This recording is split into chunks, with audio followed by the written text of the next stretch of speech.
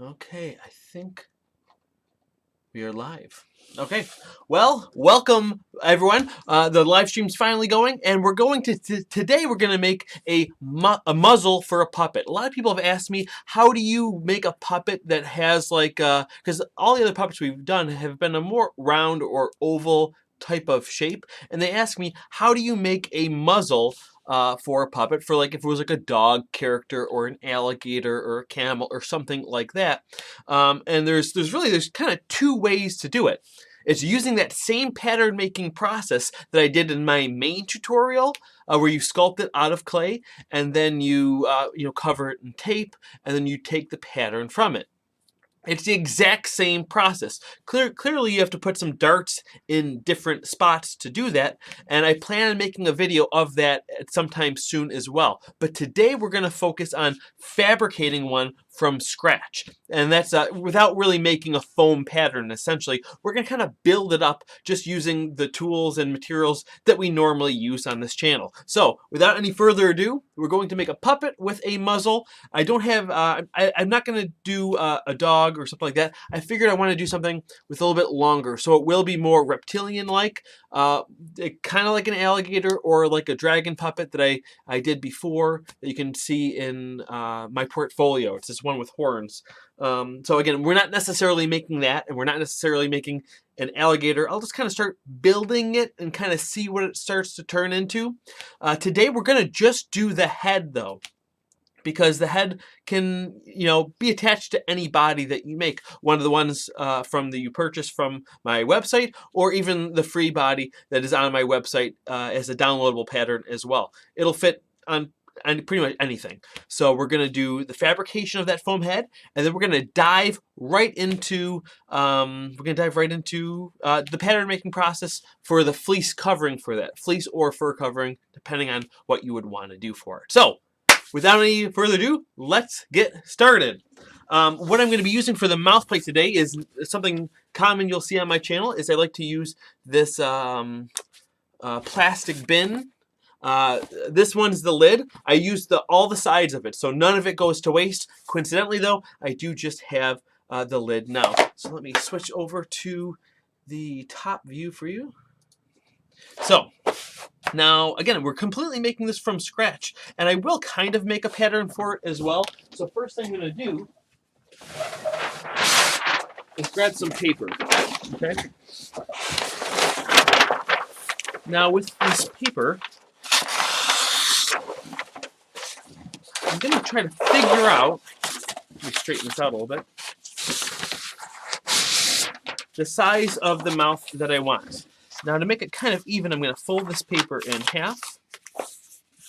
Now I normally use pencil, but I'm going to use the Sharpie just because I think it'll show up a little better on the camera here. So I'm going to kind of put my hand like this, where it would be for the puppet.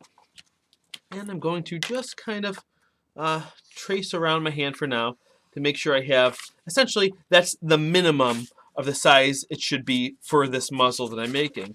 But I want to have some room to really attach the foam, because I think I'm going to build it up flat and kind of do a second layer from there.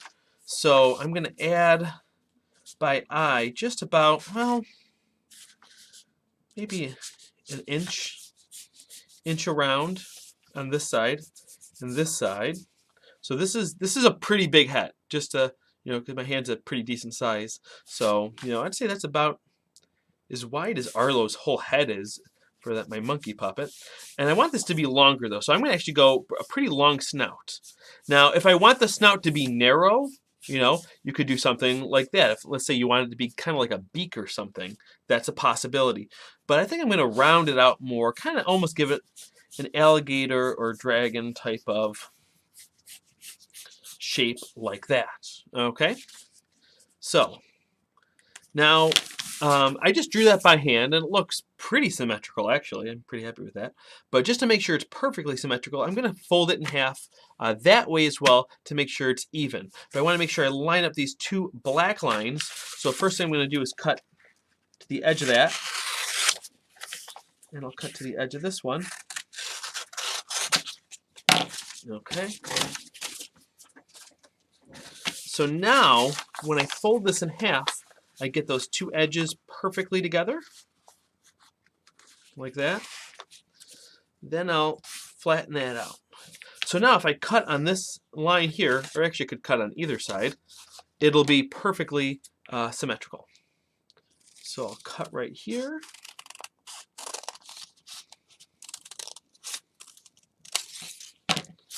Just like that, I have a mouth plate. Okay, this is a very large mouth plate. Now, one thing I like to do is make the bottom half of the mouth plate a little bit shorter than the top. Actually, depending on the character, sometimes I'll make it a lot shorter than the top.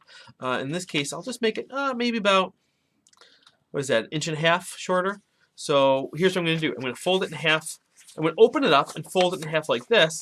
Now, if I cut just this tip off like that, only the bottom half will be shorter. So I'm just going to kind of go for it. If I was trying to be really precise, I would draw it. Okay, and just like that. So now looking at this, that looks pretty good for a mouth plate pattern. I think that looks really good. Now this would be, I'm actually going to use this as the fabric mouth plate because I like to leave a little bit of space here. Actually, this is a question I get all the time. People ask, how do you make a puppet with a looser jaw? Now, there's a couple things you have to do in order to do that, but one of them is leaving a little bit of a gap. I know a lot of people like to put tape. They like to tape tape like a hinge on there. That's something that can be helpful, and especially if you don't want a loose jaw. For some characters, you want it to be very rigid like that it just goes up and down, and you would definitely want to use tape or some kind of a hinge in order to do that. But not having that hinge will give you some more flexibility, which can be very handy. So I'm going to actually trace this again and cut out a little space. So let me trace it right here like this. Again, I'm going to use the Sharpie so you guys can see better. Make sure when you do this to mark your center, and those center lines are where the folds are, where you've been folding it, if you're following along. Whoops. Just like that. Okay. I'm going to use this little pencil box as a straight edge. Since I forgot to grab a ruler, I'll just extend those. Okay.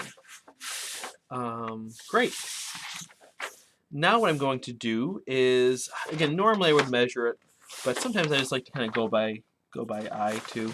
So I'm just going to, just because I don't have my ruler handy, draw as straight of a line. Actually, you know what? That's probably a little bit too much. That distance is probably what I would want the whole thing to be between the two. So I'll actually go here because that would be a little too loose of a jaw there. So I would say at most you want a 1-inch space between the two. And I was accidentally taking off 1 inch on each side, which would be probably about a little bit too much. So this is not my cut line here. I'm going to cut on this line and that line and have the top mouth plate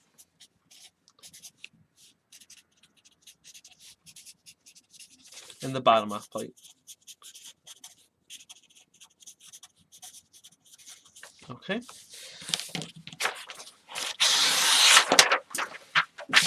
Flatten this out a bit. Okay.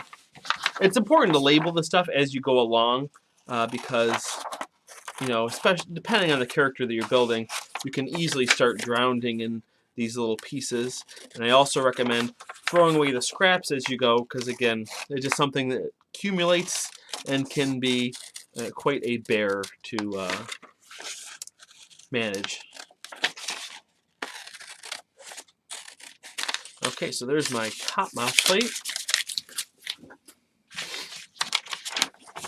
And here is my bottom mouth plate.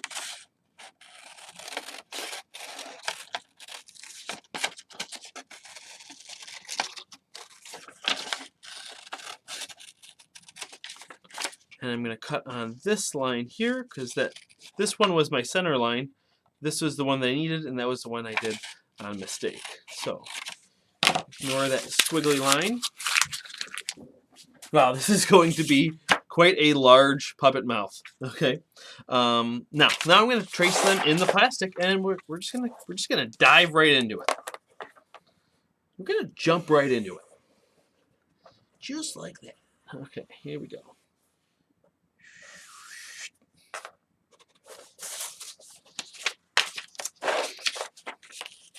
Now again, these methods can be applied to really building any type of shapes that you want. So right now this is a very big mouth plate for a puppet with a very big muzzle. So if you want something smaller, you would do the same process, but just do it a little smaller, and vice versa. All right, now let me start chopping this out.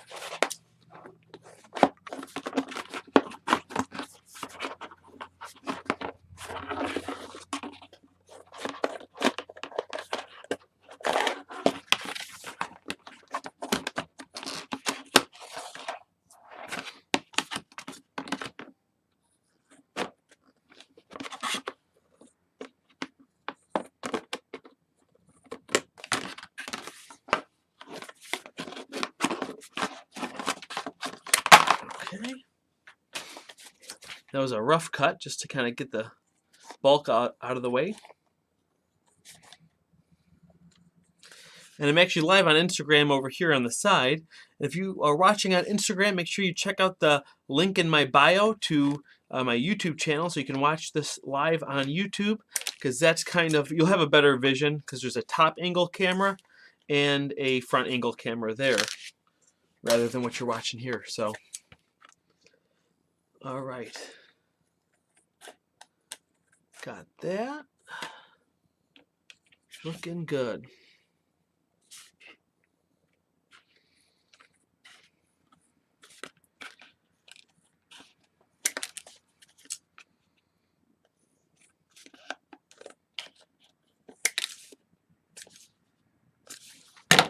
Look at that. We have our mouth plate pieces. Now, I'm just going to give these edges a light sanding so it just grips the glue a little bit better. So I have here some 150 grit sandpaper just to take these edges down a little bit.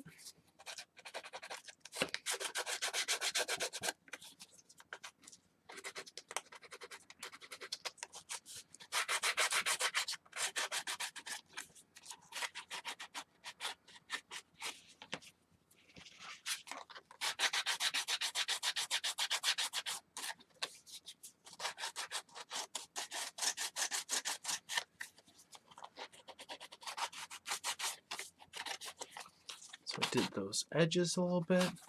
I'm going to sand also the top and face of both of them, so again, so it can grab the glue better on that edge as well, and also just so it's just not quite as slick for my fingers. Not that it's that slick anyway, but it's just a habit I have of doing it anyway. So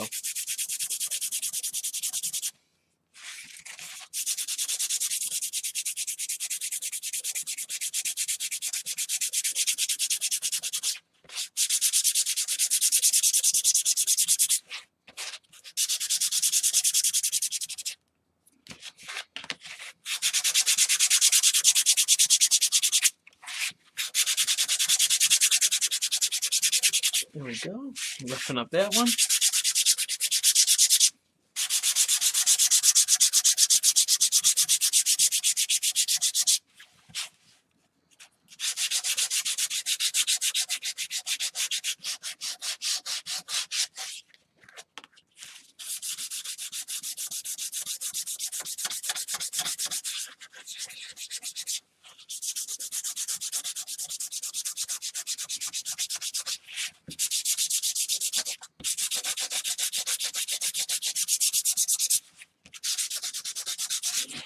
All right, so we have a nice light sanding on it.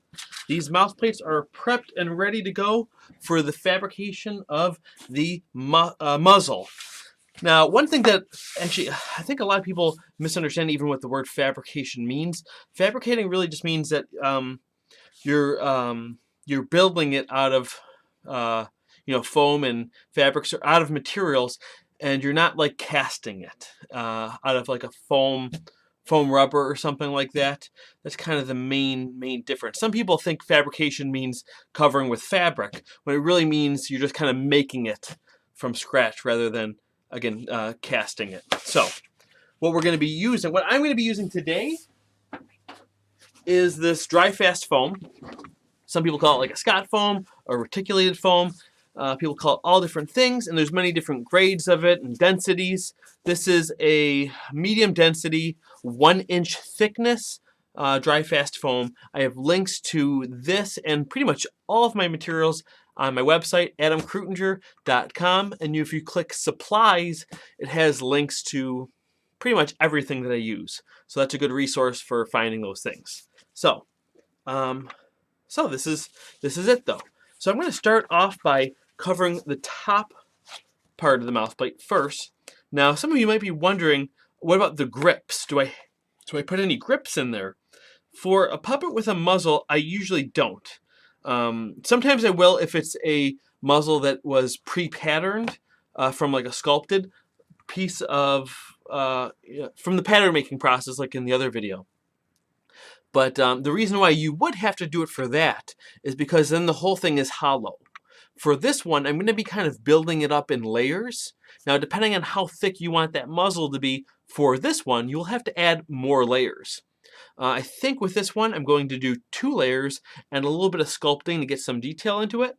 Again, if you wanted to do something like a camel or something, with a taller muzzle, you would simply add more layers if you're fabricating that puppet, okay?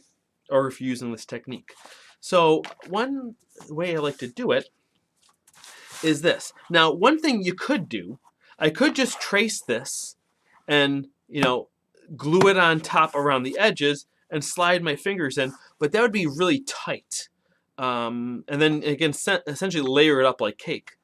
But one thing I found is if I can get a little bit of a curve into it, that gives me a little bit more space for my hand to go. Now, how do you figure out what that curve is? You can do a little bit of trial and error for one, but just to get the right contour of this mouth, I'll show you what I do. You're going to want to leave some space from the edge here to compensate for swinging it, which is what we're going to do in a minute. First thing I like to do is to actually just trace it as is, so we know where the center mark is. Again, make sure you mark your notch. So that's what we have there. Okay, so that's just traced. Now what I want to do is leave this notch still, and I want to swing the rest of this like that. Now you might be asking, how much? Again, it kind of depends on the design that you're going for. I don't want this to stick out too much, so I'm not going to go too far. Maybe a little bit more than 1 inch here, okay? And what I'm going to do is trace that part to there, like that. Now I'm going to make sure that I go over the same amount, or about the same amount. Again, I don't have my ruler with me, but let me see if I can just trace some paper and get the... Okay, so on this side I want to go about that far. Okay, so I'm going to put it back into the middle here. That's why it's good to have that registration marks. Okay, and then I'm going to swing it to the side, and then I will trace that, just like that. Okay, so now what I'm going to do is ignore that original registration mark, okay, and I'm going to cut that out. Now, actually, now that I'm thinking about it, like, do I want to go back further too? Now, if you were, let's say you had a sphere that you already made that you want to be the head. Let's say you're making a fox, okay? So you have that sphere that you already made using the pattern making process from before, or even that other pattern, okay? And this is actually a body that I have lying around, but let's pretend this is a shape for a head that you wanted, okay? Well, then what you would do is just cut out this piece that we have here, and you could glue it to the front of this, what would be this head, okay? That foam piece. But for this one, I want to completely build it off of this piece. So I'm going to literally just guess how much space I need and maybe add a little bit more because I can always cut it off. You can always glue it back on too, but it's better to add a little more and take a little off than the other way around. So if I put my wrist here, you know, I probably want to go at least to about this part of my wrist. So I'm going to just guess on this and just add that. Again, this will be all shaped up. Or I might completely disregard this and it'll be just a little bit of wasted material. But, you know, I'm just going to go for it. Okay, I'm using a knife to cut this out. Sometimes I use the Persona blades, but this is just kind of thicker. So I'm going to use this because this can get really long. I have a brand new blade in it, which is important. Try to make sure you're cutting straight vertical to the foam so you get square edges. Okay.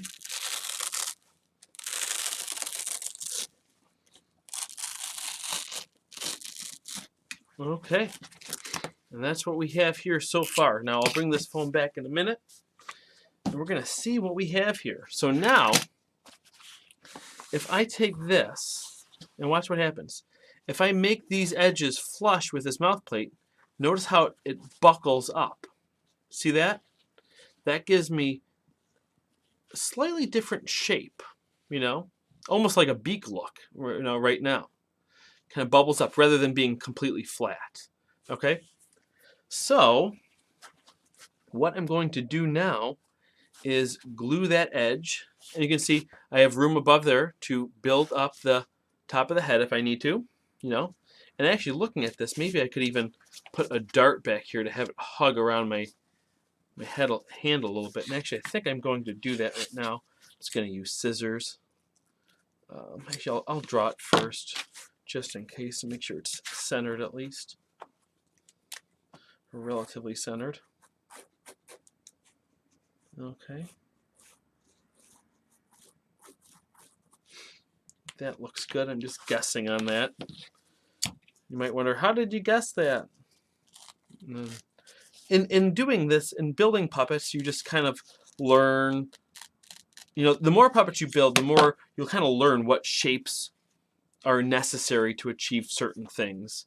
And in any sewing or pattern making process, you run across darts all the time. So you start to become familiar with them. You could use hot glue. Today I'm going to use contact cement. My favorite brand is Masters because I can get it locally by just walking into a store. But I know a lot of puppet builders use Barge. I have links to both on my website as well under the supplies tab. Again, most puppet builders use Barge. It's pretty much the same thing. They're both contact cements, but I kind of like this one. And make sure you do this in a well-ventilated area and or use a respirator or go outside. I've got really good ventilation in here, so I am all set.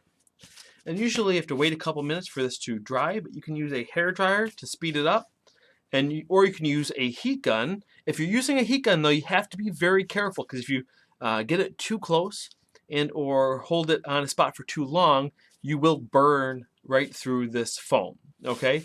But I'm going to use a heat gun because I have a super fancy battery-powered one. No worrying about cords.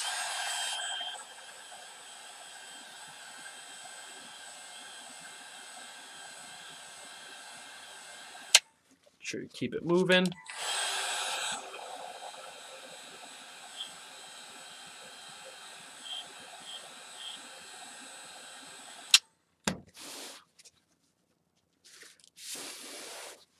Still a little bit tacky.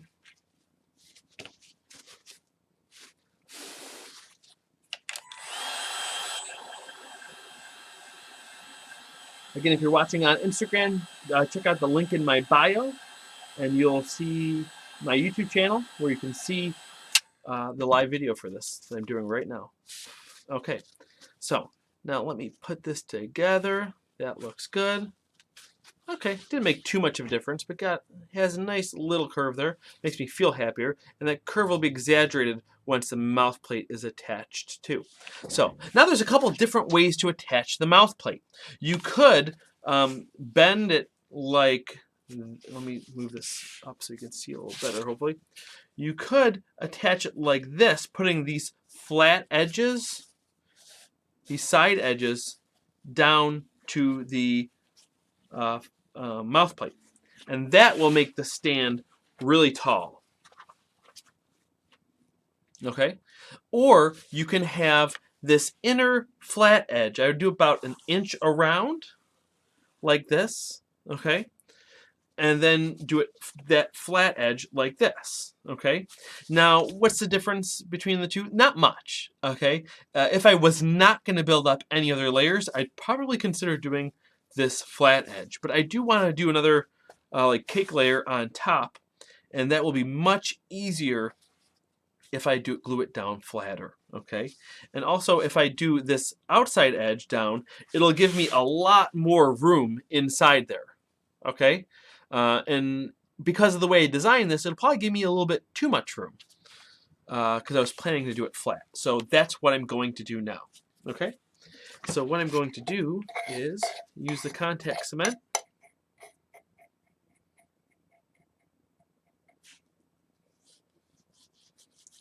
I'm probably going to do an inch around.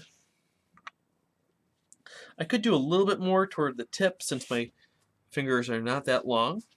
If your fingers are that long, you should go see a doctor immediately. Or you know what, maybe not. That could be quite a handy thing for puppet building and being a puppeteer. So maybe puppetry is your calling because you have 10-inch long fingers. That would be. Why am I talking about this? This is really weird. I'm sorry. I apologize. That's the problem with going live. I never know what I'm going to say.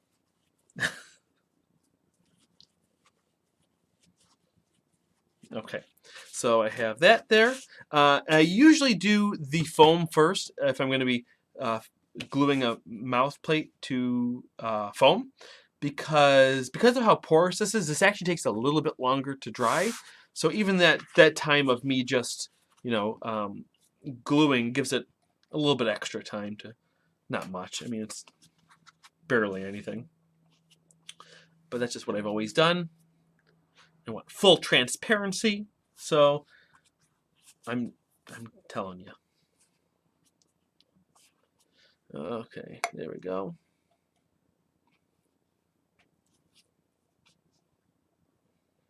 There we go. Looks good. Let me hit that with the heat gun again.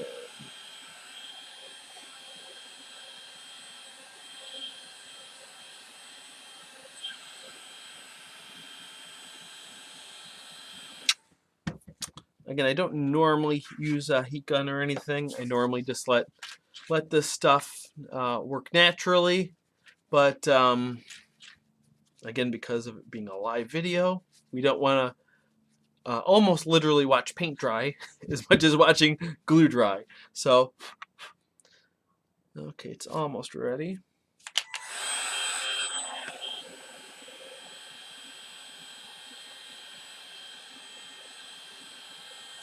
If anyone's watching who's not that familiar with contact cement, it does have to be mostly dry and or tacky before putting it together. That's why it's called contact cement. It's got to be kind of tacky and dry before you put it together. If you put it together wet, it doesn't hold as well. However, doing a wet fit can be handy for certain things in puppet building, which we've talked about in other videos, and we may approach it in this video, but I'm not sure. Again, it takes a little bit longer to dry on this foam. It's still a little bit too wet.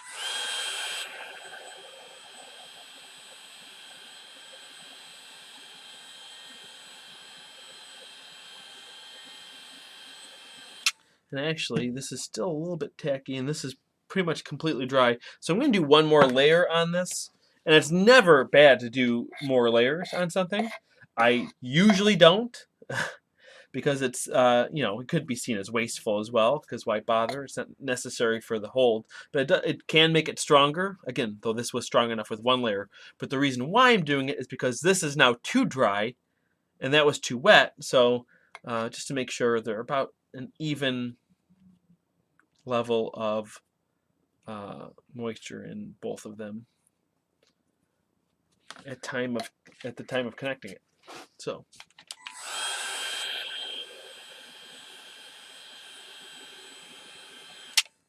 okay, that's looking good.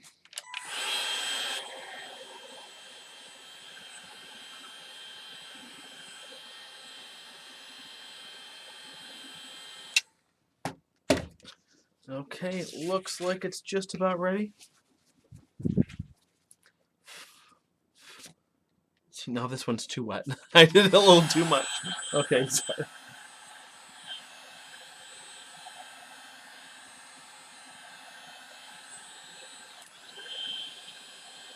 Okay, let's see. That looks pretty good. I think that'll work. So let me line up this notch with that notch. And I kind of have to pinch it in as it goes a little bit, making sure it's right up to the edge. Okay. And I'll press that down flat so that side's connected. Now I'll come over here. See how it doesn't line up?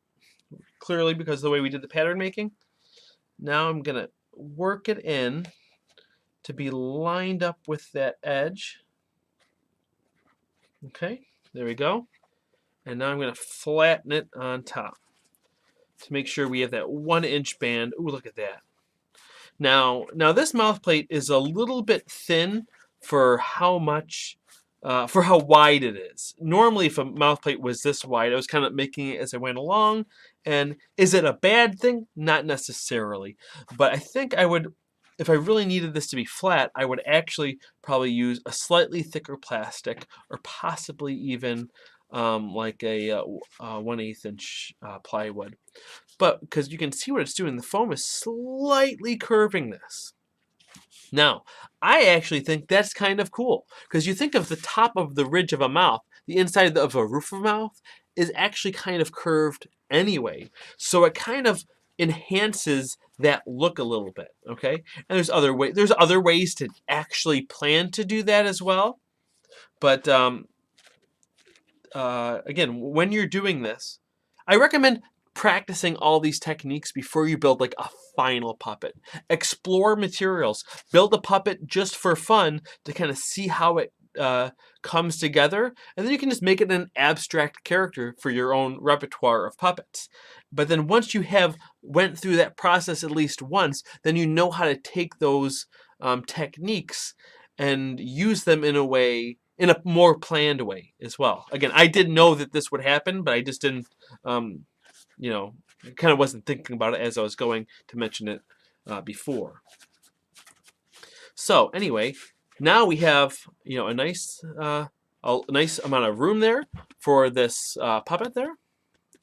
And we have the bottom half of the mouth. Now before I do, look at it, it looks almost like a duck bill. That'd be a really nice duck bill, I think.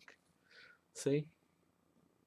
Especially if you rounded off this edge a little bit, maybe even did an extra little lip of a strip of foam that you put around the top, kind of shaped that a little bit, so you get that nice little, you know, lift up of a duck beak, and this would be a great process for that.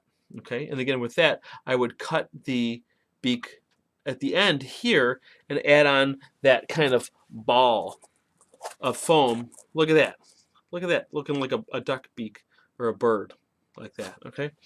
But again, we're going to go for more of a dragon / crocodile type look, I think, for this. So I'm going to focus on the bottom half soon. I'm going to go back to the top. So what I want to do is another layer of this. Actually, that I'm thinking about it, I probably should have made a pattern for this, a fabric pattern for this, but I wasn't thinking about it while I was doing the video. So we'll just kind of do it by eye for the next piece.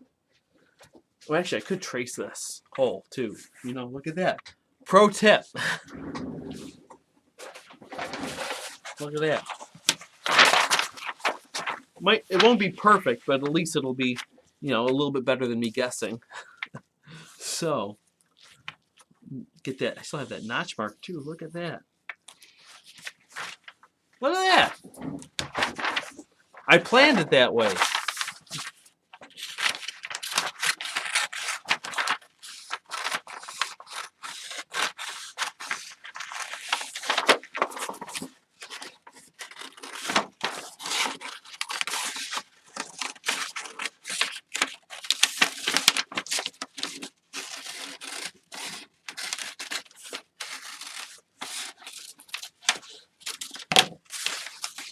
Okay. Now, I wouldn't recommend necessarily doing that for if you need a lot of precision and exact, you know, accuracy. But look at that, kind of works. Kind of works anyway. Look at that. Okay, perfect. So that's what I'm gonna do. I'm gonna cut out another one of those.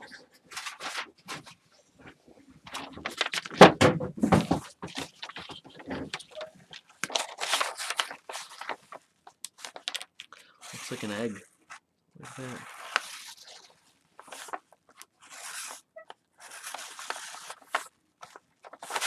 Line up that front notch. Now double checking. Okay. Just make sure I don't cut through something underneath it. I've done that before. A pattern or something, or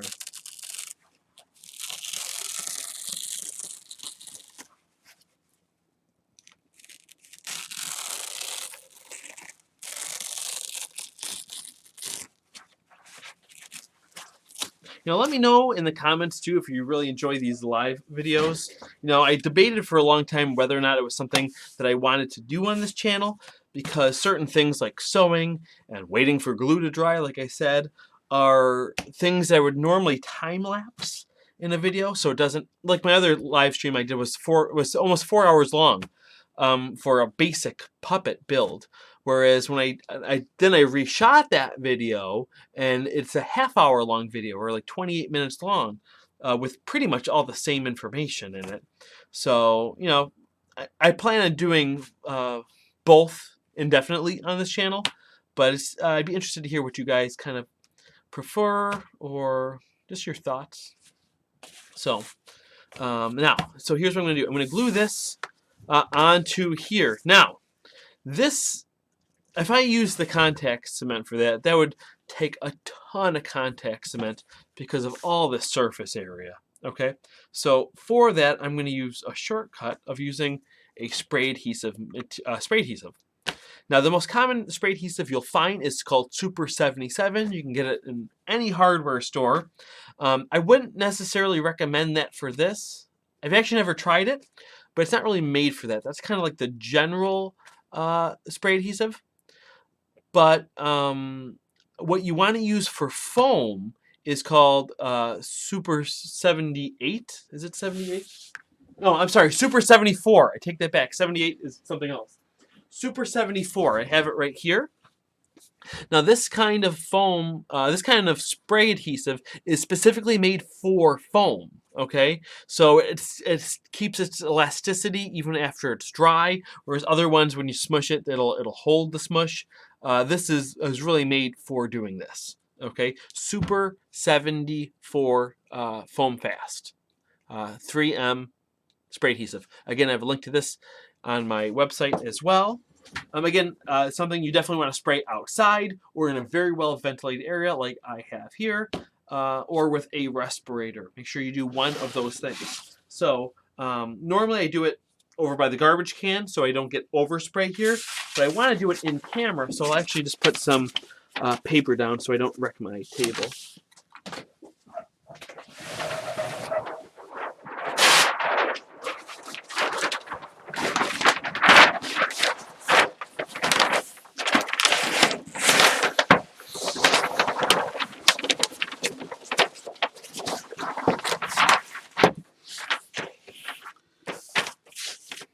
Okay. Make sure you shake it really well. So well that the cap flies right off of it. Okay.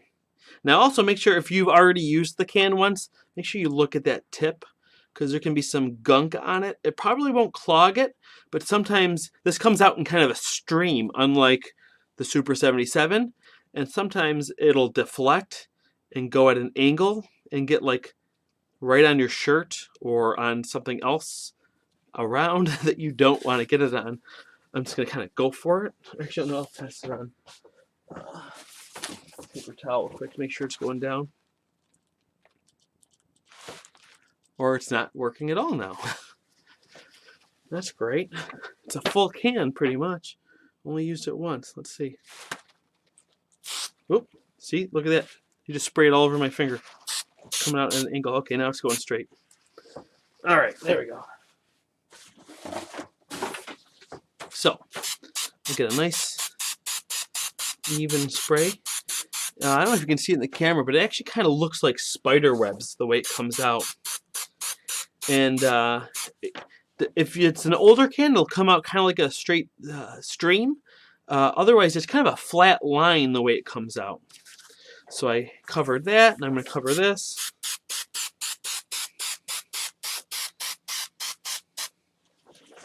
Now this Super 74 is also a contact cement, so you do have to let this sit for a moment before you apply it.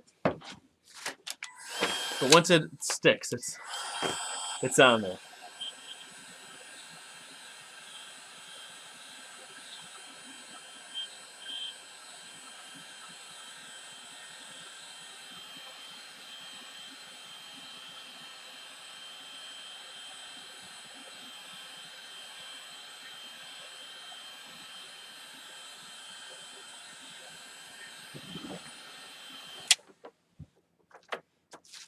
Okay. This is, I do have to say, this is probably one of my favorite glues. And actually, a lot of people, and actually a lot of professional studios, only use this to put every single seam together. Now, based on how it comes out, you can see that it would be tough to do this kind of dart or seam that I did before. What they actually do is they spray it into a little tiny cup and have a separate little brush that they use it and brush it on, kind of like the same kind of little brush that's in this can. You can totally do that. I think it's a little cheaper to use the contact cement, even though this is pretty expensive too. It works really well for those seams. Whereas this can, Super 77 is like $9 a can, which is kind of expensive for a spray adhesive. This is, I think, $25 a can. So it is, you know, it is pretty expensive. But I'll tell you a hint. What I did is I got it on Amazon from that link that you can get from my website, and I actually added it to, because I do so much puppet building, I added it to my, what's it called? They have this program where they send you something like monthly or bi-monthly. I forgot what it's called. But anyway, you get a slight discount on it if you do that. And also, it comes every couple months then. I think I have it set to come 4 times a year. And if I don't use the whole can by then I kind of have a little extra as a little stock. And if I do use it all, you know, over time, I have that small stock of stuff that I can pull from, because you never want to be really in a situation where you don't have it while you need it. Okay, so let's see if this is done by now. Oh, that feels nice and tacky.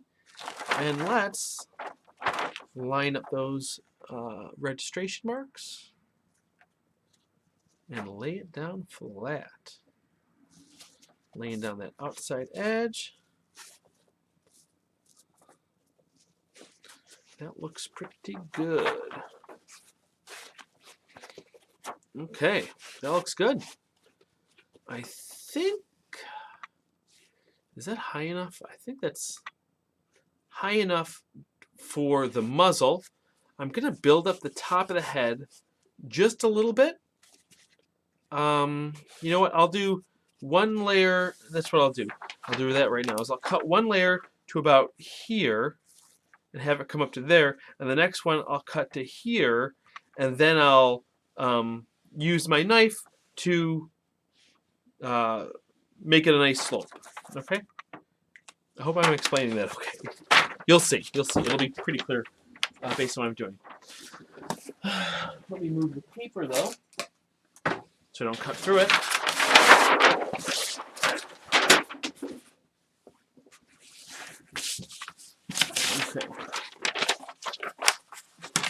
So based on this, those lines are just guesstimating there and there. Okay, so I'll do this one.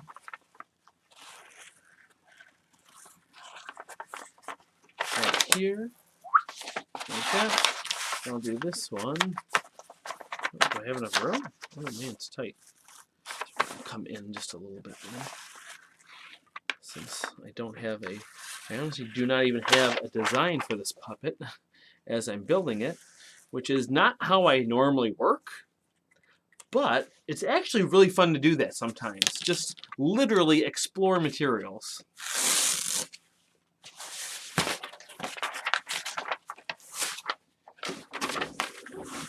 Okay, so I don't get confused. Top, middle, okay.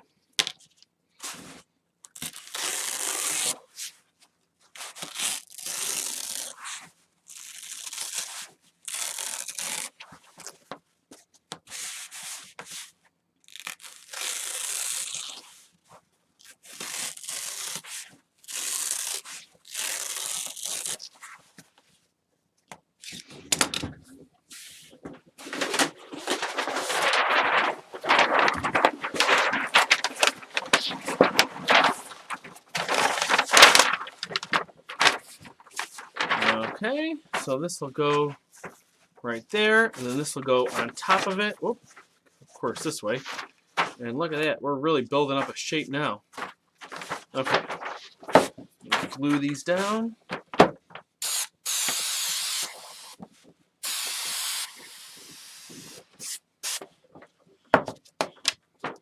And should I do this now? No, I'll wait on that so it dries more even.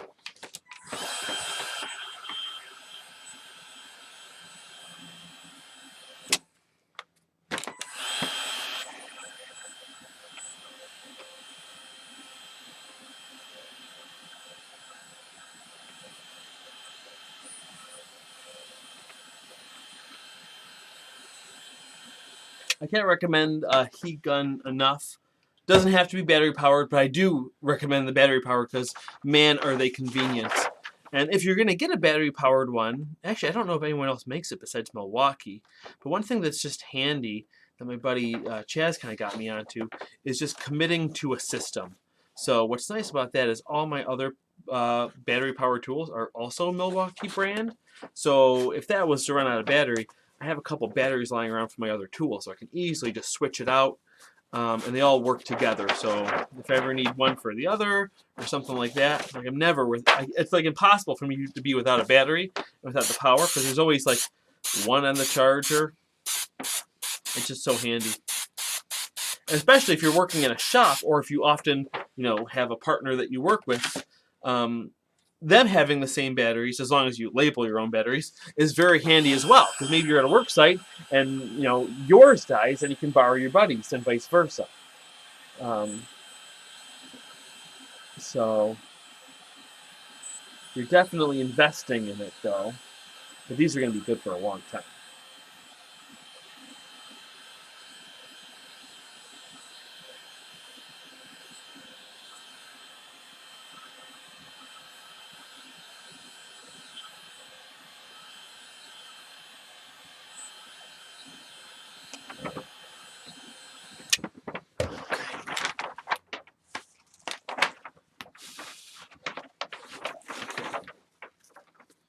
Now, oh, did that miss a spot? Looks like that missed a little spot. Let me just get that. Yeah, I just missed a little spot there.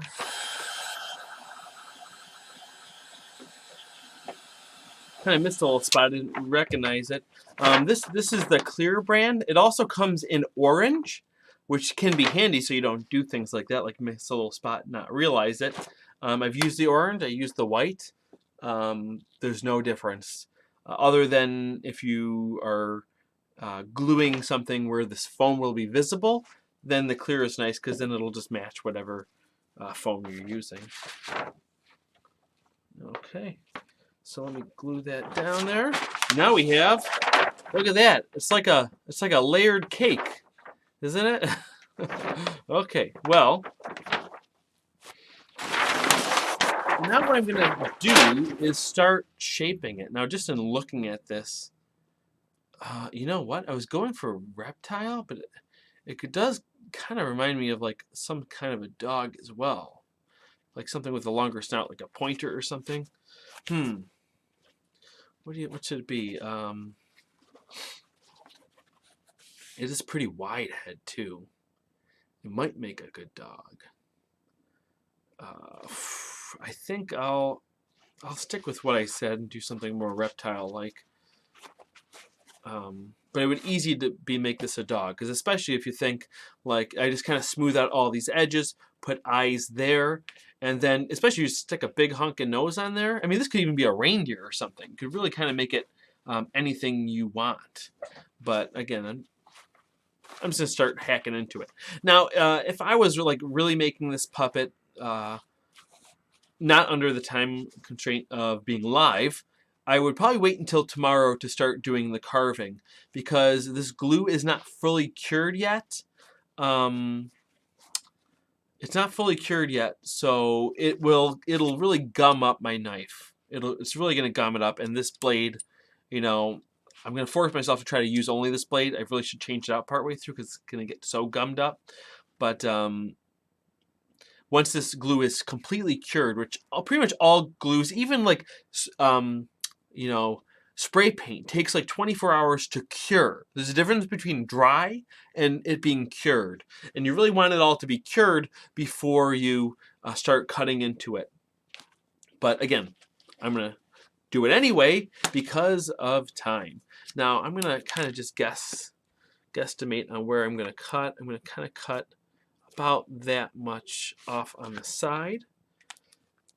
And anytime you're carving anything, you want to really make sure that you are, I have two knives here too, so I'll have one ready.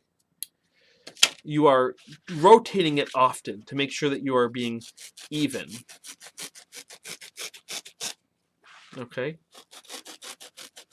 Even on both sides. Something I learned when I took my sculpting class with Professor Payne. No joke.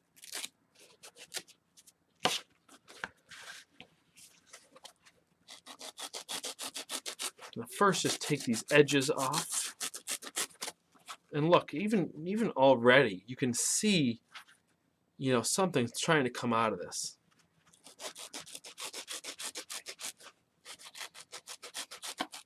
You know, this is actually one of my absolute favorite things to do. It's something I started off doing early in my puppet building career. Now I don't have as much time for it, of just kind of playing with materials. And you know, I'm a real stickler as an artist of any medium, kind of doing what the materials want, you know? Like when I made my wife's wedding dress for her, you know, a lot of people were, you know, wondering on the process of that. Although I filmed it all, you can see that on my channel as well. It, you know, I couldn't really design too much or get started until I had that fabric in my hand, because every material, whether it's fabric, whether it's foam, they kind of want to, you can kind of make them all do whatever you want to a certain extent, but there's also certain things that they want to be. And sometimes fighting that will just give you headaches.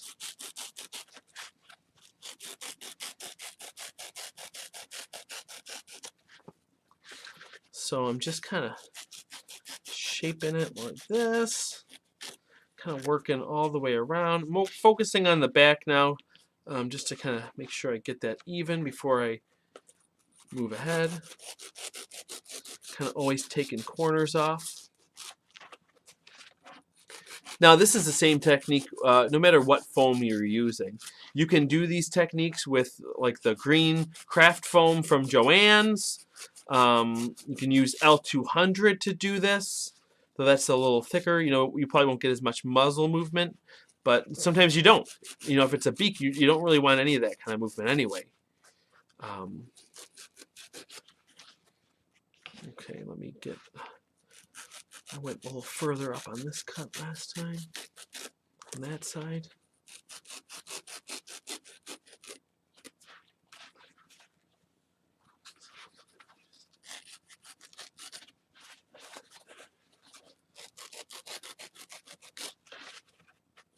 And that.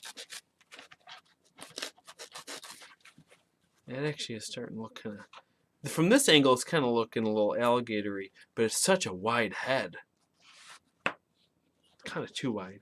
But you know what? If it's more of like a cartoon alligator, it's probably fine. Like it would be like a little kid alligator. Again, not that this is necessarily an alligator. It might be end up being a dragon or something. But let me come down here to the... Kind of take the... Because right now it's like 2 steps down. So I'm going to slowly start refining this so it's a smooth transition coming down. If I had a longer knife, it'd be easier. But this is the longest one that I have. Could have done it only in like 1 pass then if it was longer, but there we go. That's looking pretty good. I'm happy with that. Now I'm going to take this edge off because it's so boxy. At least on the sides I'm going to take it off. I'm going to decide if I want to do like little reptilian nostrils. Now those nostrils, I could carve that into this shape, kind of. Or I can do an additive method. My gut is telling me to do the additive for this video because, you know, it will be more visual for you guys, I think. And carving is carving at the end of the day. Also, be very careful. I might not necessarily in every single cut be representing the safest method. Like in that one I just did, I kind of was going toward my hand. That's not something you want to do unless you're very... well, actually, you don't want to do it at all. You want to avoid it at all costs. Always cut away from you.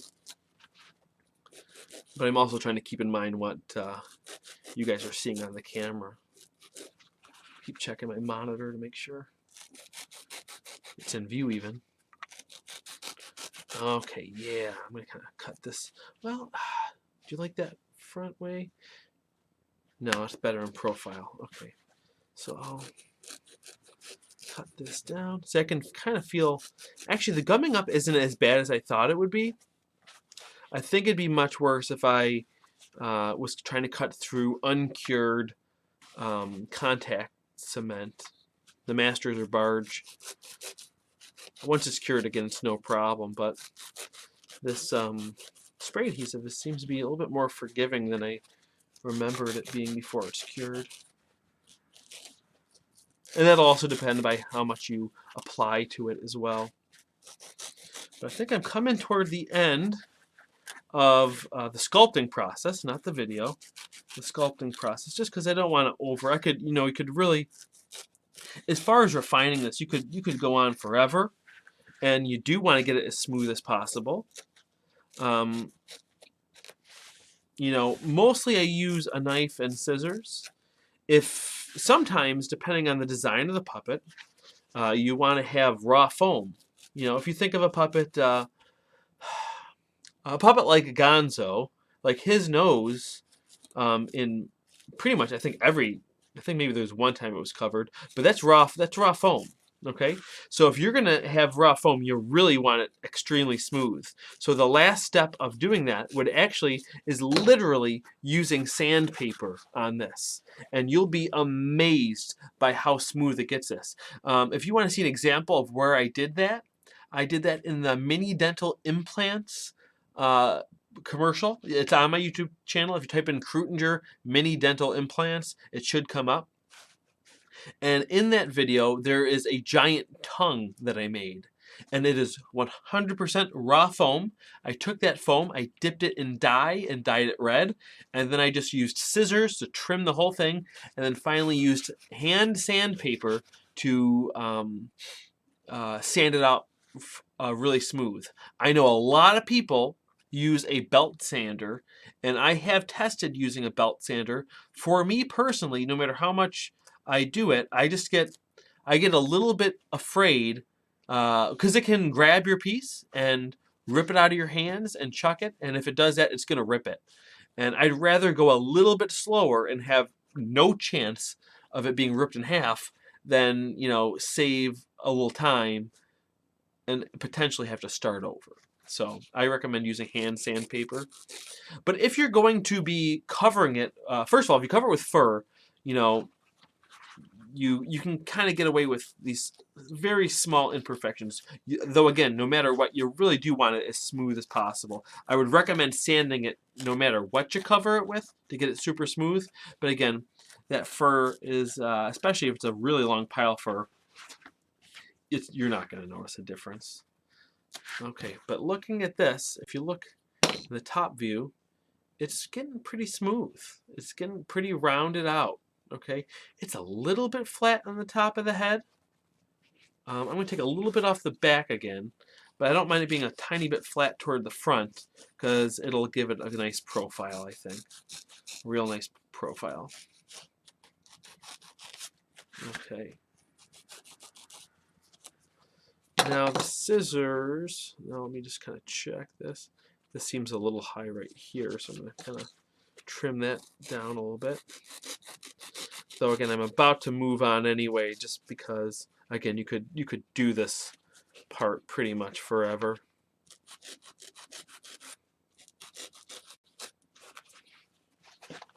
Okay. Let me just dump some of this scrap fur before it gets too overwhelming.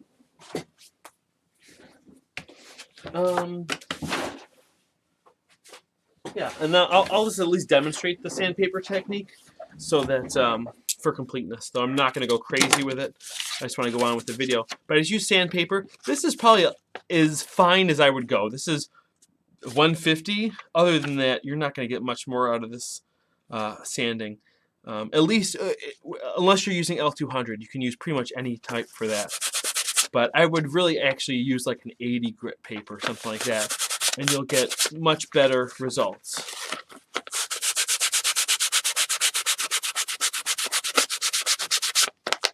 But actually, this is working pretty well.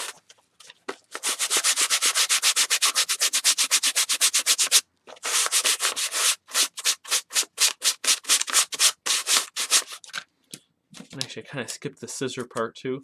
Scissors are good for getting kind of even little chunks that need to come off. Little things that are sticking out. Some people will use this instead of the knife too, even for the gross, the big cuts. Especially for things like this, it can be really handy for.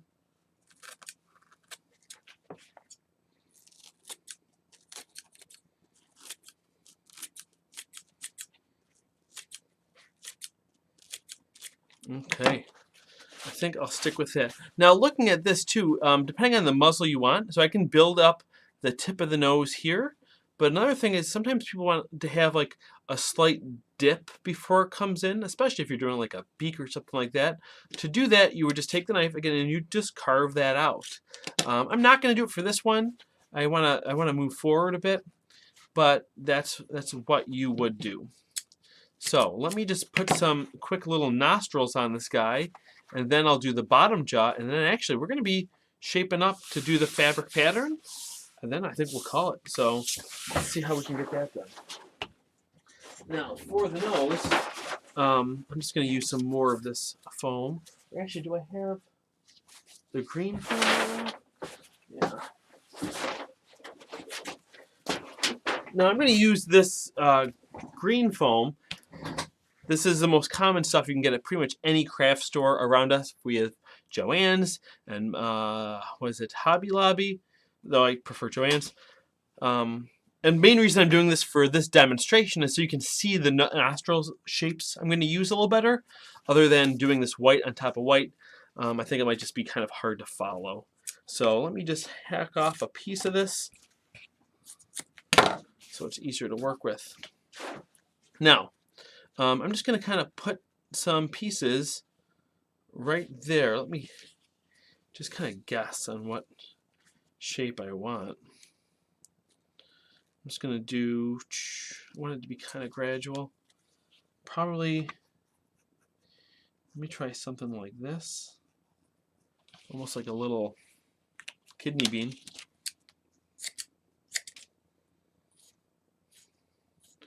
And if this one works, I'm going to cut out a second one.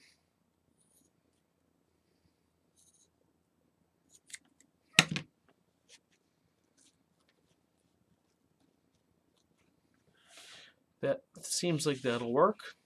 Again, I would recommend making a little pattern for this and doing that. But I'm trying to cut down a little time for you guys.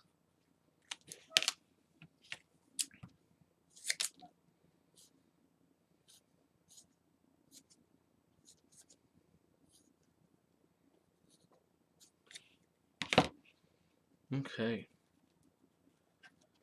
Yeah, I'm going to do that. This one's just a hair bigger, so I'm going to trim it down. You know, I usually use a razor blade to cut this too, but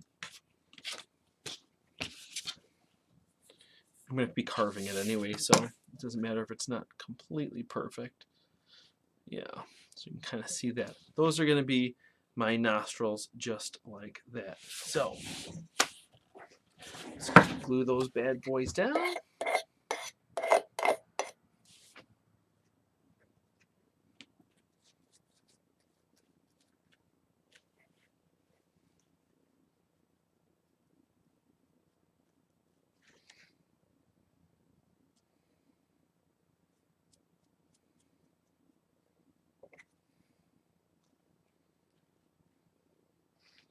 Okay.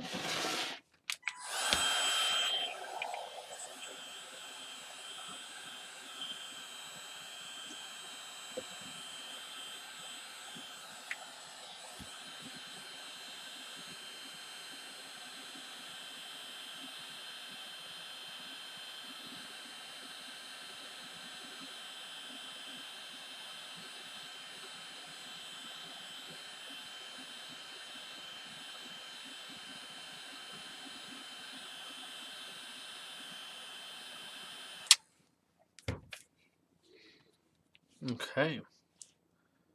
I'll stick that on right there. Stick this one on like that.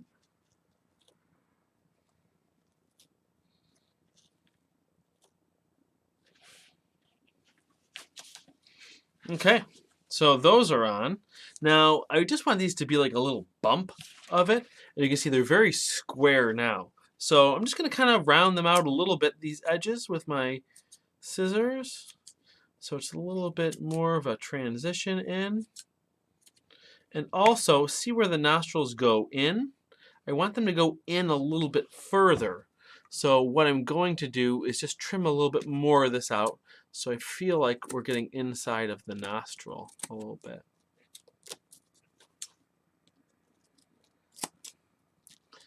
Now you could be a lot more precise with this too. I'm just kind of chugging along.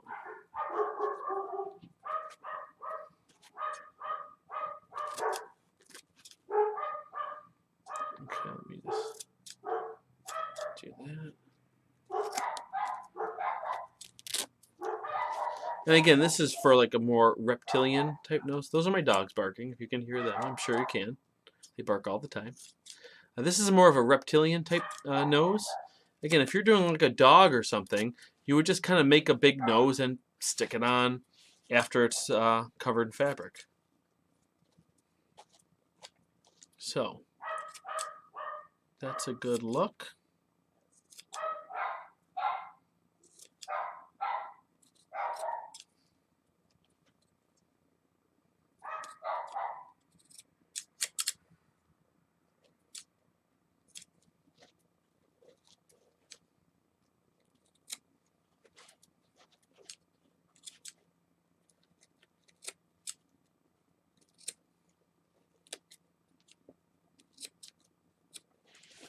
Okay.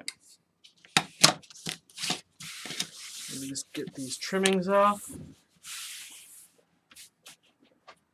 And I think that is good. So that's going to be the top of the head. You can see like this.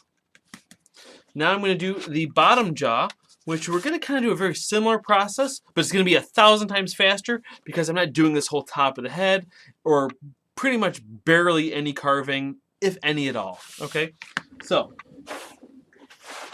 let me get some more of this foam. Again, this is the 1-inch dry fast foam. I'm gonna trace around this. Find the center there. Now I'm gonna swing it again, like before, but I don't have to do quite as much. Actually, I think I just did a little bit more, more than I did last time. But whatever. I'm just gonna wing it to see how it goes. Now you could do it flat, but I like to have that space for my thumb again. So I'm gonna cut this out now.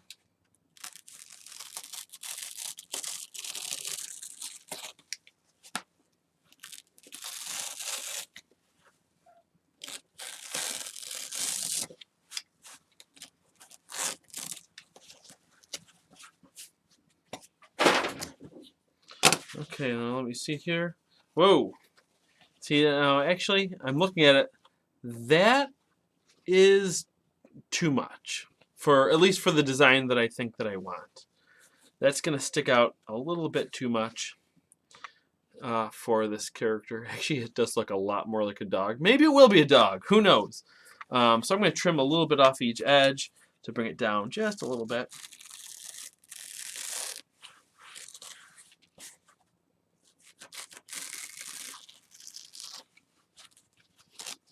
Okay.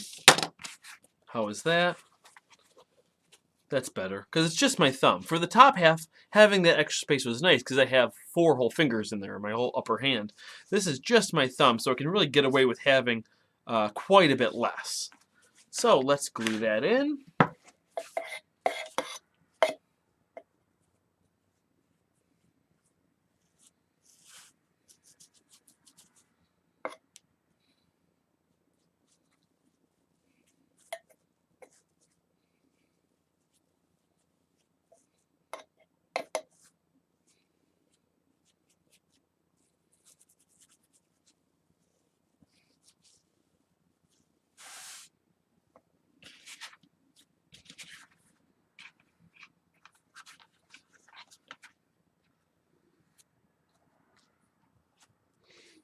It's amazing how, you know, a puppet, at least again, the kind of puppets that I tend to make are more, you know, cartoony looking, very almost animated looking, rather than looking hyper realistic. I've done that before. I actually have. I did this huge dinosaur.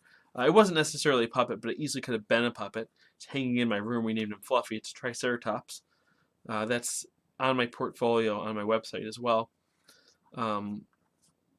But one thing that's nice about building this style of puppets is that they're such primary shapes that they can still kind of be anything, even at this point. This could easily throw long fluffy ears on it, it's a dog.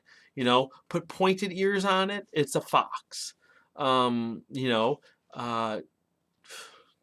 put the fangs in it, then it's a a dinosaur or a dragon or a crocodile. It can really be anything. It really depends on how it comes to the details. Okay.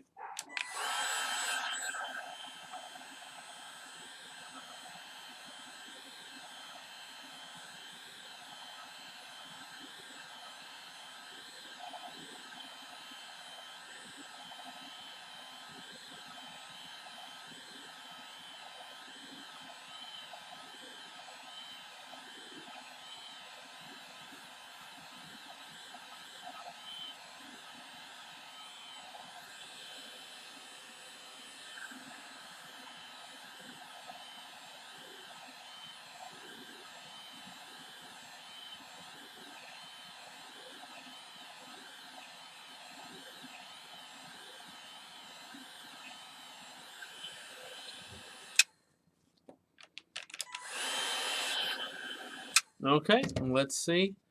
It might be a little bit too wet still, but I'm gonna go for it. It is starting to get a little late here in Buffalo. Good old Buffalo, New York. And if one of my students are watching this, go to bed. It's too late. Okay. Look at that. That's perfect for my thumb. Okay, you kind of like how it's, can stay like that. So, looking at this already, you can really see how it's coming out. Okay, it's really starting to take shape nicely. Now, I'm going to do a little bit of shaping on this, but it's so minimal because this already kind of makes a nice little throat or a little thicker back here where it'd be closer to the head anyway. So just using scissors, I'm just going to take this edge. You got to take the edge off a little bit.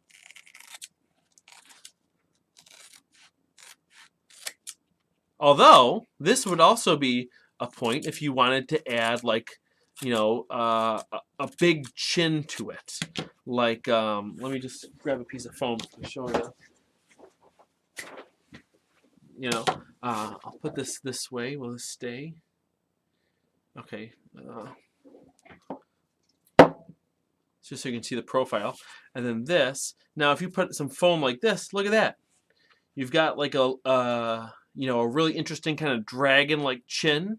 That being said, you can give it like almost like a rhino horn. There's so many things you can do. It's limitless. It's you can do anything you want, really. The reason why I keep bringing that up is I feel like so many people want a literal translation, how to step by step, exactly how to do something. The best thing you can get from my channel is really just to look at all of these builds that I do, even if they are a very anecdotal, exactly how to make this puppet type of video. Look at every single step I do as like a principle or a way of doing something and combine things. Maybe you want to put a muzzle on one of the other puppets or this or that, The best thing you can do is experiment. Mix and match patterns as well. It is quite, you can do anything. Whatever your little art desires.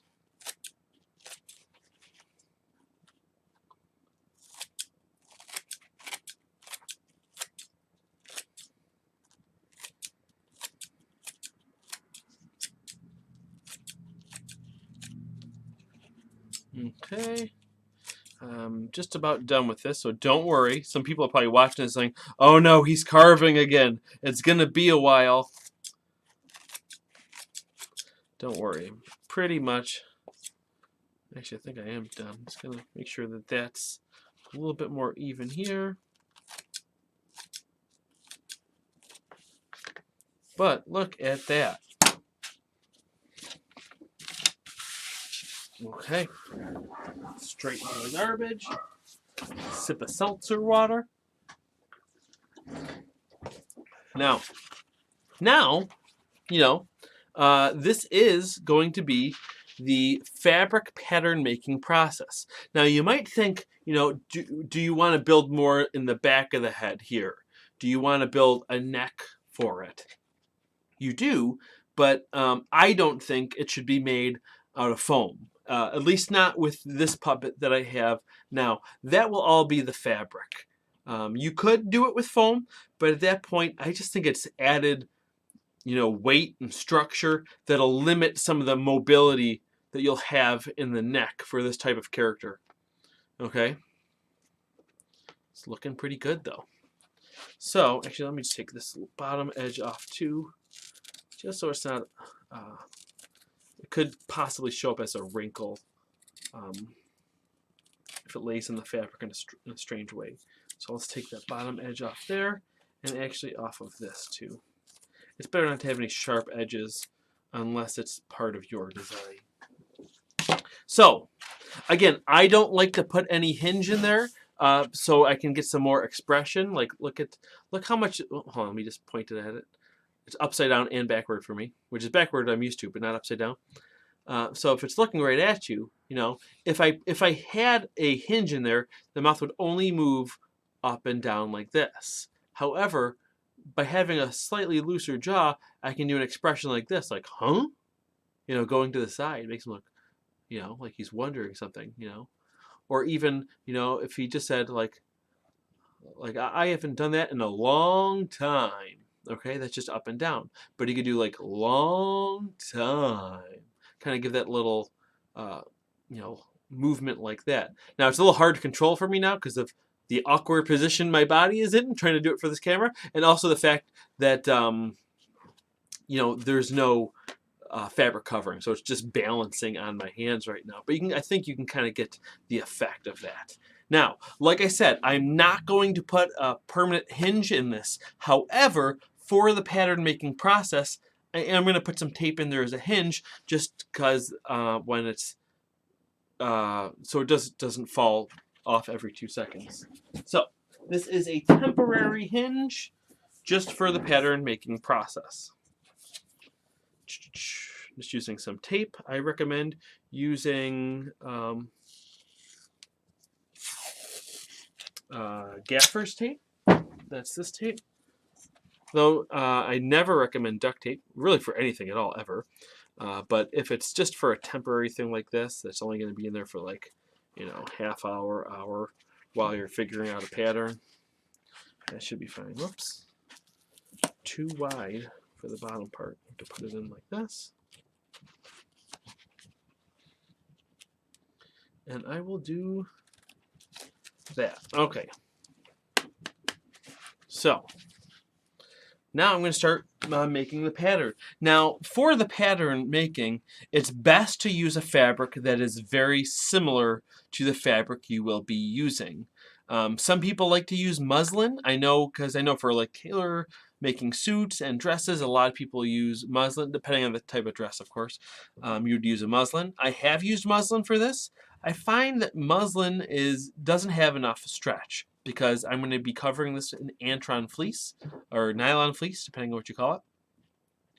But so that you want a fabric that acts similar. So a lot of time, if I'm going to cover something in Antron fleece, I like to use just anti-pill fleece, or just a regular fleece from a craft store to make the pattern, because though it's not the same, it's pretty similar and much cheaper for pattern making.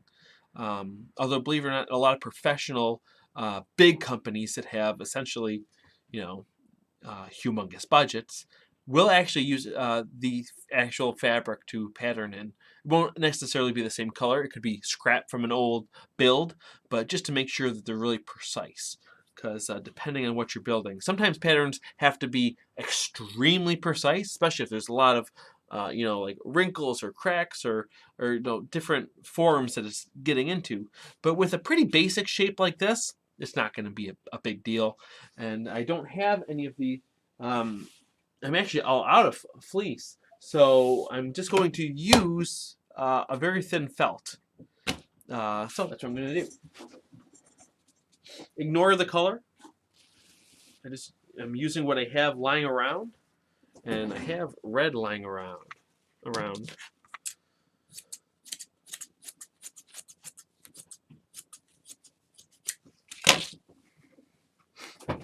Okay. So now with this, you know, you can decide what position you want it to be in. Okay.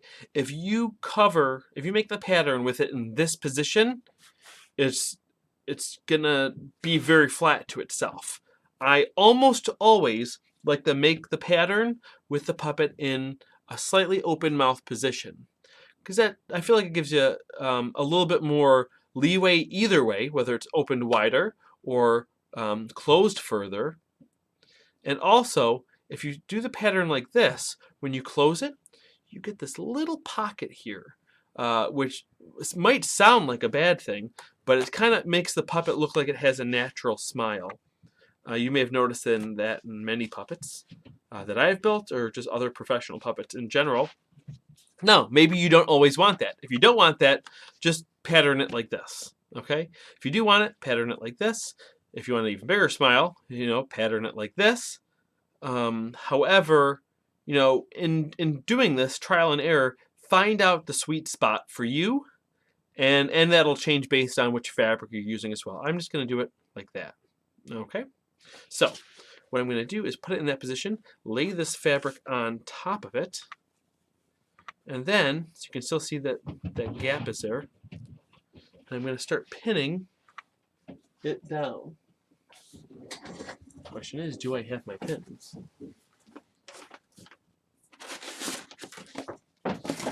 Oh, here they are.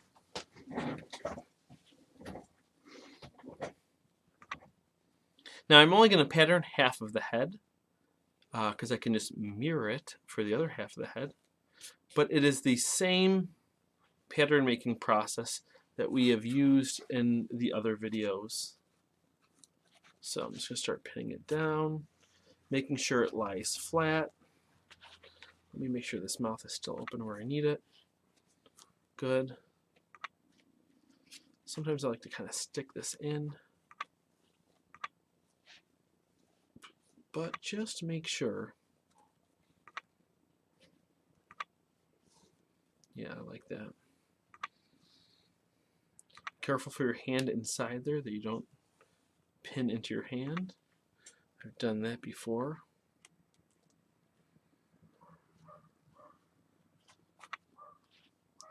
Now the goal of this is to make this fabric lay flat, you know, and I try to get it as flat on the side as I can before I start making darts. Some people try to like jump straight into doing darts, and it just can become an absolute mess. You want to start off making it as flat as you possibly can.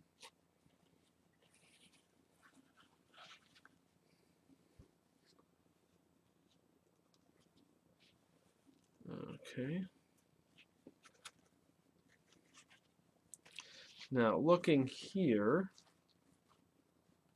actually I'm going to have to move this over because I can feel like it's not getting all the way into that.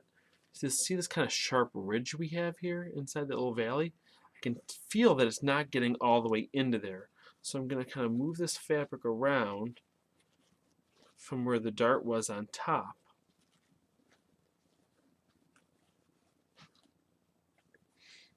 Now I would actually have thought that I would have needed a seam there, but it looks like I won't actually need a dart there just because it's not that extreme, you know? If this forehead came up like this or actually came out at an angle, then I'm sure I would. But it looks like I can get away without having one, which is pretty cool.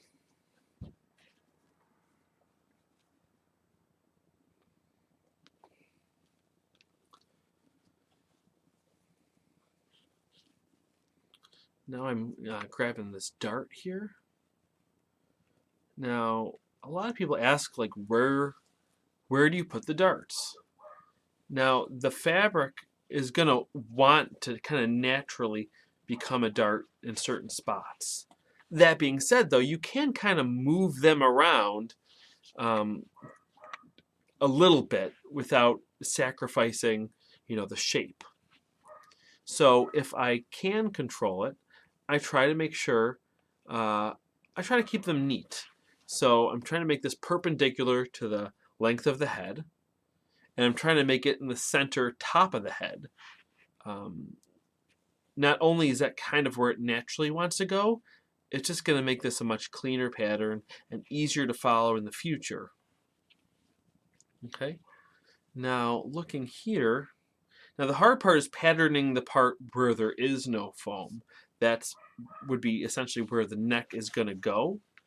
And I do that by just putting this puppet on and deciding, ooh, I can feel a pin there, okay. Putting this puppet on, well, I'm going to put another pin here.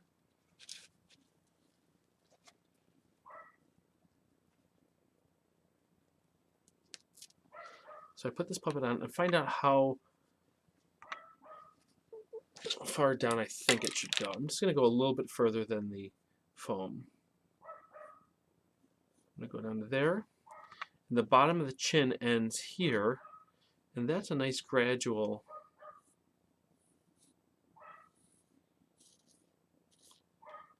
line there. Okay. You might be wondering why it's at an angle. If you look at most of my neck patterns, they kind of do come at an angle because if you think about it, this is perpendicular to the where your arm would be in this angle. Okay. So now that I have that, I want to make sure I'm in the center of this foam. And it looks like it's pretty lined up. I'm going to draw a center line on the foam, so it's a little easier to follow. And transfer it right through here.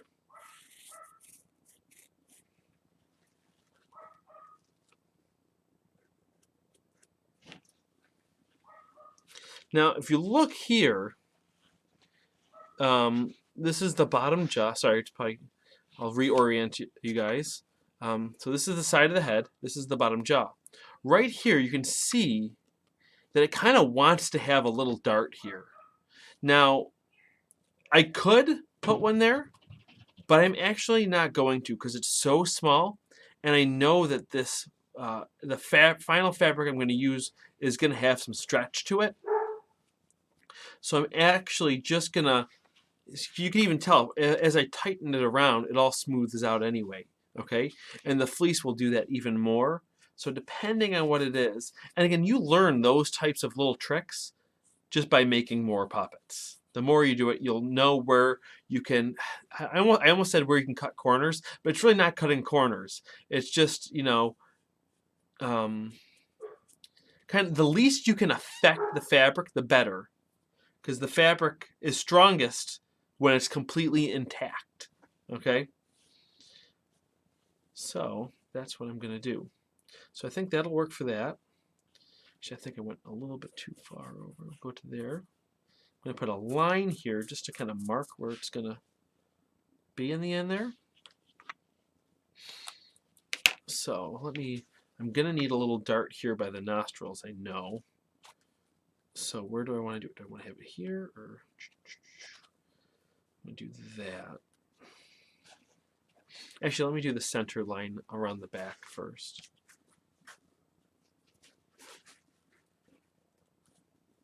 So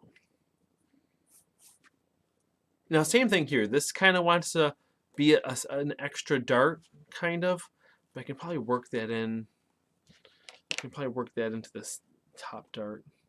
You can't always do it, but sometimes you can. I feel like if this was the fleece, it would give me a little bit more stretch, so I can get away with that. So I'm just going to compensate for that right now, because I know what it's going to want to do. So I'm going to follow that dart.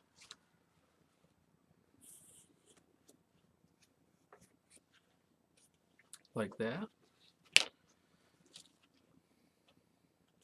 I would highly recommend using even more pins than I'm using right now for this video.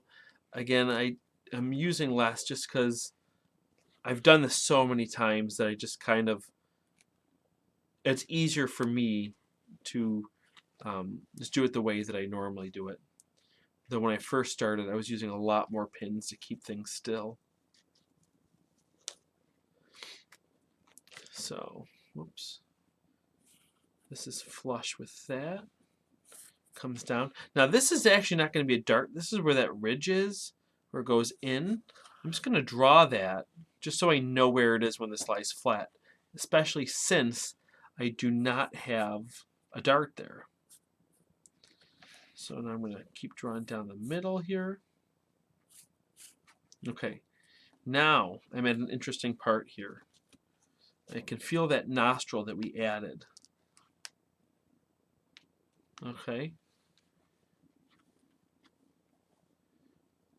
Now I want this to kind of go between that nostril.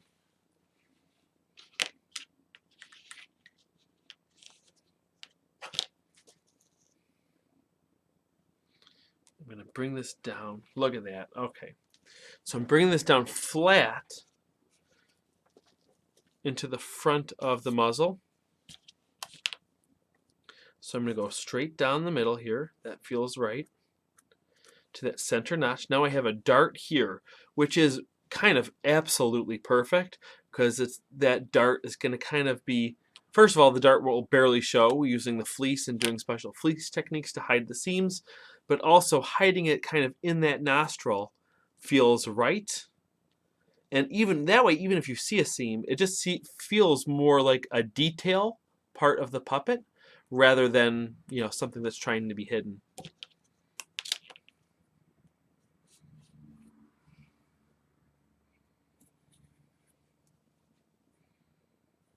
Look at that. Oh, Perfect. So now I'm going to draw the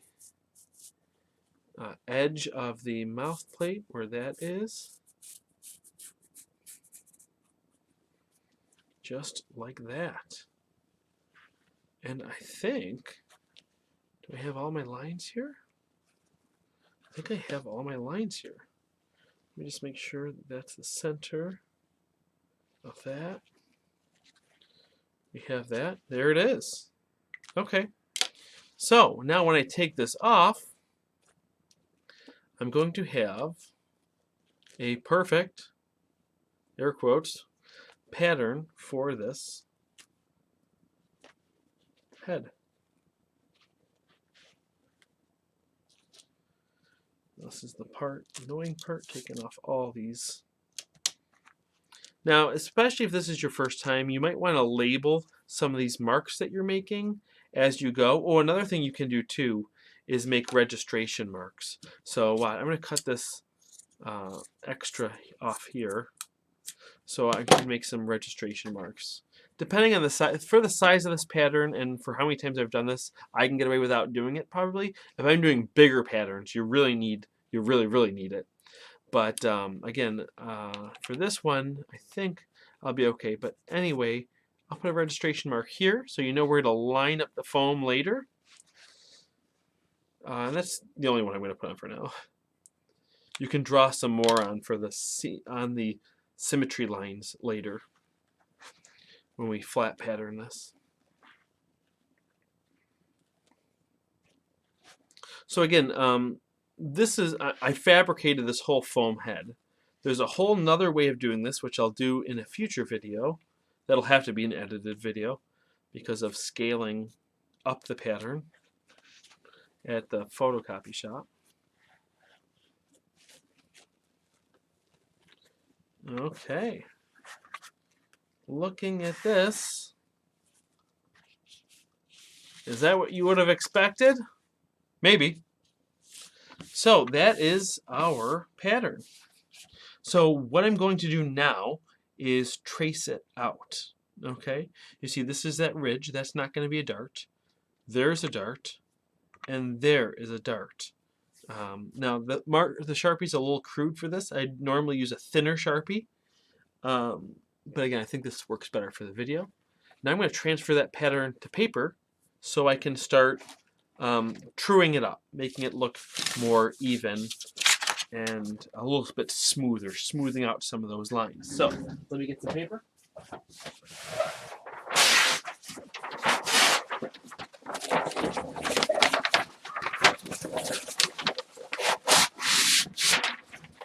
Flatten that out. So I'm going to put this on top of paper, and what I like to use is what they use for dressmaking, which is a tracing wheel. So this has these little spikes on it. So when I roll it on the line, the spikes go right through the fabric, and they leave these tiny little holes on this paper. I don't think those holes will show up in the camera, but either way, I'm going to trace over them afterwards. If you don't have one of these and you want another way of doing it, you can just cut this out very carefully and then lay it down and just trace it. But I like to do this.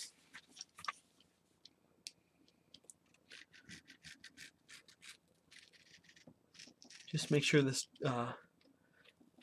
pattern piece does not slide around while you're making these markings, because then it'll throw off the whole pattern.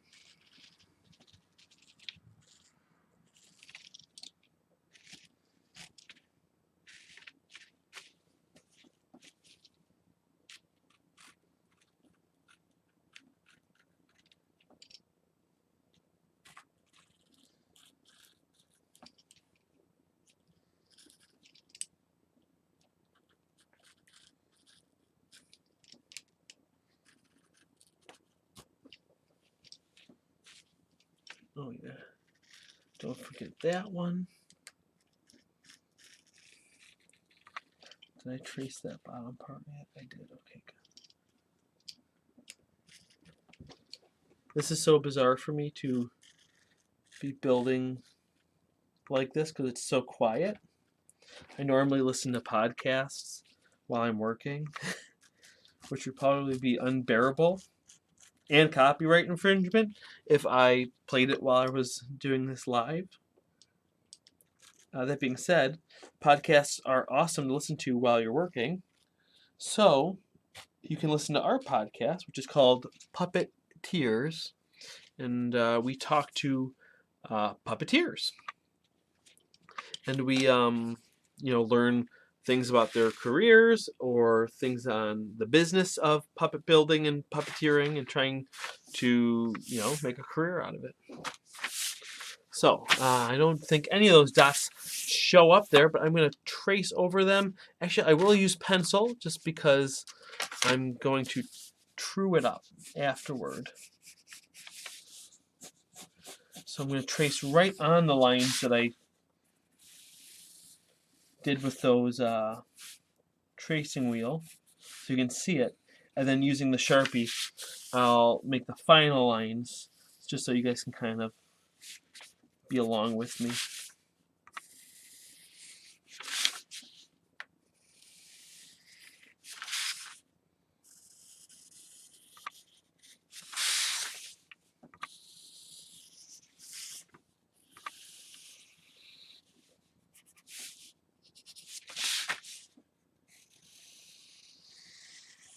Okay, so that's what we have so far. I know it's a little tough to see, but I'll go over it in Sharpie. Now, in looking at this, this is pretty, I mean, it looks right. It looks absolutely right to me. There's just little things that I know I do have to tweak, particularly these corners here. Because of the way they're going to come together, I know that they need to be right angles. They're very close to right angles, but not quite there. So I'm just going to, just by hand, go in here and just make sure I square this up. That will make it really nice when it comes together. And that being said, these two corners, if you have it perfectly centered, they would both be right angles too. However, if they're not perfectly centered, these two angles together should equal 180, so that it's actually straight. Now, looking at these, this one is a little bit more than a right angle. This one is a little bit less than a right angle. So to my eye, it looks correct. And we'll know for sure when we start putting it together, and I can adapt the pattern from that. But I'm going to leave that because that looks okay. This should be a right angle as well, so it looks a little bit acute. So I'm going to straighten that out here by the chin. And I think, and notice how this comes in. This line here, let me trace it with the Sharpie because I think it's right. So I'm going to commit to it. But, actually comparing this to the puppet head pattern that I have for free on my website, you'll actually see some big similarities. And it's important to think about those things as you are learning pattern making, because again, you're going to notice a lot of reoccurring shapes. You'll also always notice some new shapes and some new things with each one that you build. However, you'll also notice a lot of similarities. And if you notice those similarities, that's a very good thing. Okay? Because that means, you're being consistently right, hopefully. Unless you're being consistently wrong. I guess that's a bad thing. But you'll know by the time you have a finished puppet what worked on it and what didn't work. Okay? So now that this is all traced, yeah, so this comes in here because that is where it dips in on this part. So we need that little bit of extra fabric there, okay? Now this line, I'm going to make this a dotted line because this is not a cutting line. That's, I guess, probably going to actually end up being a glue line because the fabric's floating there, it could actually equally come up or down if it was pulled. So what I'll do when we actually go to cover this is put a line of glue there and just press it down, hold it there for like 5 minutes if I'm using Fabricated, and let that really settle. Okay, so one more thing we have to do is I need to add some seam allowance to the inside of the mouth. I like to add about a 1/2 inch. Again, I usually eyeball it because I've been doing this for a while. So I'm just going to come up and add a 1/2 inch lip around the inside of the mouth plate.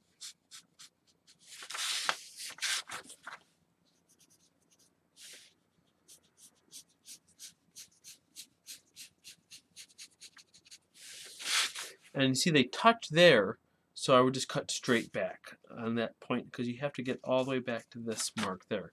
But now that's not the front of the mouth. Believe it or not, it's actually all the way up here. So I have to add a 1/2 inch here as well, extended straight out from those lines. So that is our head pattern. Okay.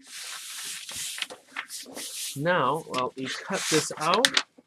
Oh, and actually, before I cut it out, again, what I was pointing out, if I just cover up, let me use this pattern here, cover up where this muzzle part is, if you look at what we have here, this here looks remarkably like the free pattern on my original tutorial. So that's where I was talking about the similarities that you'll see. Hold on, let me film these registration marks too. The similarities you'll see between the puppets, because this is the top of the head. This looks just like the top of the head of our other puppet. You know, and the mouth plate, even the start of it is right where the other one was. The neckline is there. This one looks a little bit wider, but you know, all the pieces are there. Okay, and then we figured out this piece by patterning over the muzzle that we made. Okay, so those are the type of similarities you'll start to see.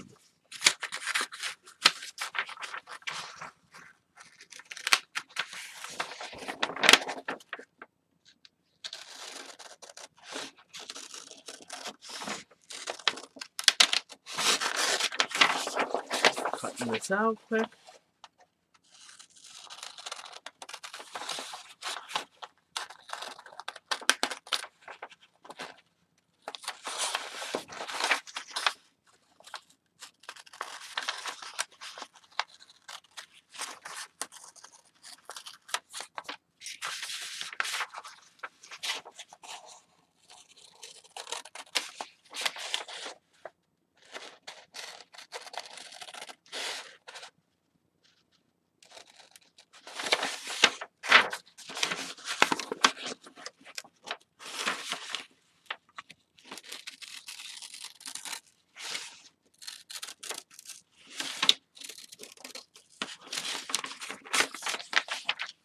Some scissors are getting a little gummy from the glues.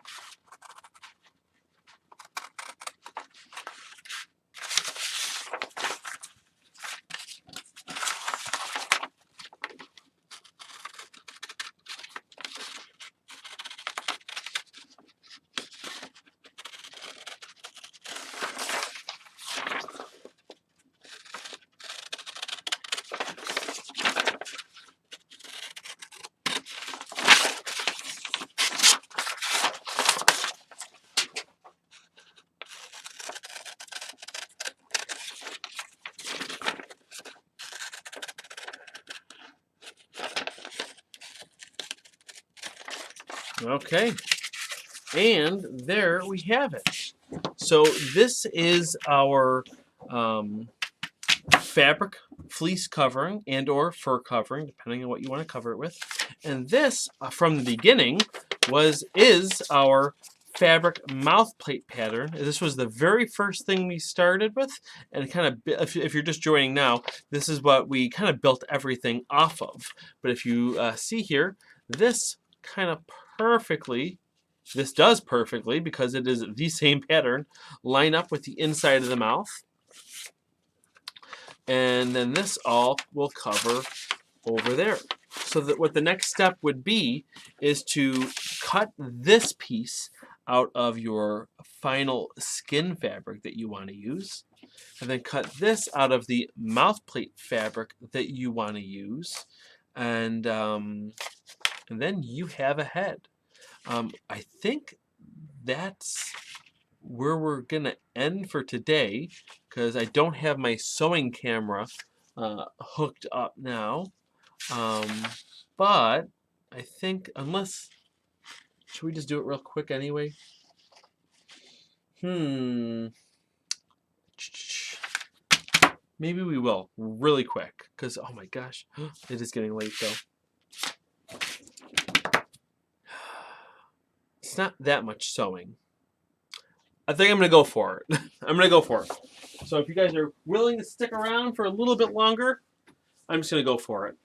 So we have this, this is Antron Fleece. This is yellow. Don't ask me why I'm using yellow. Again, I wasn't planning for this to be a specific character. This is literally just some Antron Fleece that I have lying around that I didn't know what I want to do with. So I'm going to go for it. So make sure the stretch, because of this pattern, I like to have the stretch of the fabric going this way. You always want to have the stretch of the fabric going across, okay? Think of it because of gravity. You don't, if the puppet's going to be worn like this, you know, naturally gravity is going to pull on the fabric pulling down. And you don't want the stretch pulling down. So you always want it going across that way, okay? Unless for some other strange reason you don't want that, which I can't think of one fleece reason why you would. If it was fur, you might want to change the direction if you want the fur kind of flow, depending on the way you want the fur to flow. Okay? So, I'm going to use the Sharpie, though that's kind of a really intense thing to use on this fabric, especially with such a light color fabric like yellow. But I don't want you guys to be blinded, to be blind going into this.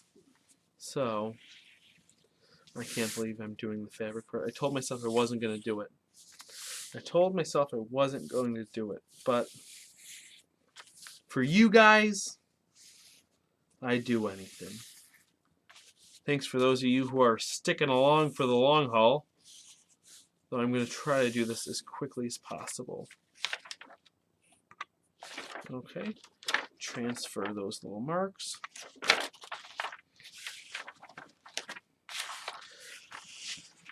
Okay, don't forget to flip the pattern over. I've done that before. Trace the same side more than once. That is always something that ends up driving me nuts. Especially if you're running low on fabric. But hopefully you discover it before you cut it out, because then you're in trouble.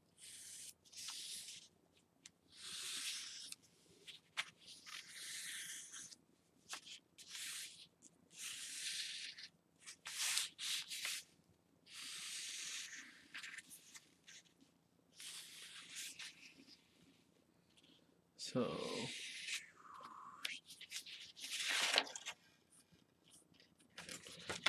okay, transfer these. Cap on my marker. Now,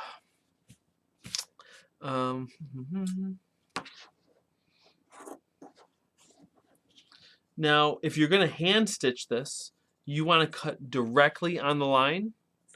If you are going to machine sew it, you can either draw, or in this case, again, I've been doing this for so long, I'm just going to kind of cut a quarter, either ½ inch or ½ inch of seam allowance, depending on what you're used to. I'm pretty used to like a ½ inch, because that's the width of my presser foot. Like this.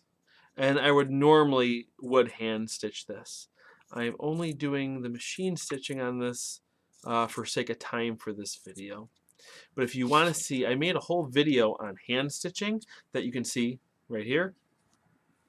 Or just Google Krutinger sewing. If you Google or search that on YouTube, it should come up. I think it's labeled like the best stitches for sewing a puppet.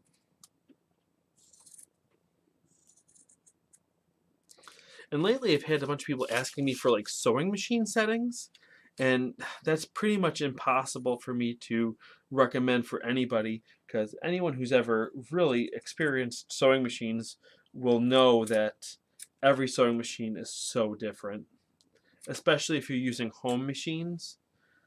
I have industrial machines, which, man, once you use one of those, you can't go back. And the industrial machines are just workhorses. So unfortunately, I can't really recommend needles or special machine stitches for you guys, because it's just so case by case. However, for hand stitching, you want to use a whip stitch for like 99% of your puppet. If you are very skilled at the whip stitch, it will do exactly what you want it to do.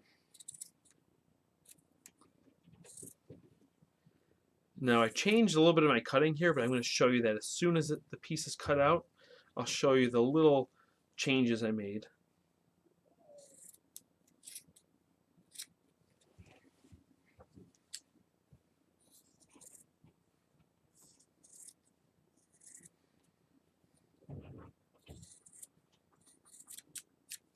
Okay. So the changes I made was this. I did a 1/4 inch all the way around, except for inside the mouth, because if you remember, I already drew a 1/2 inch on there, so I already compensated for that. And I cut right on the line where the nostril is, because that is one little piece that I am going to hand sew, just to get a little bit more even there. So that's one piece.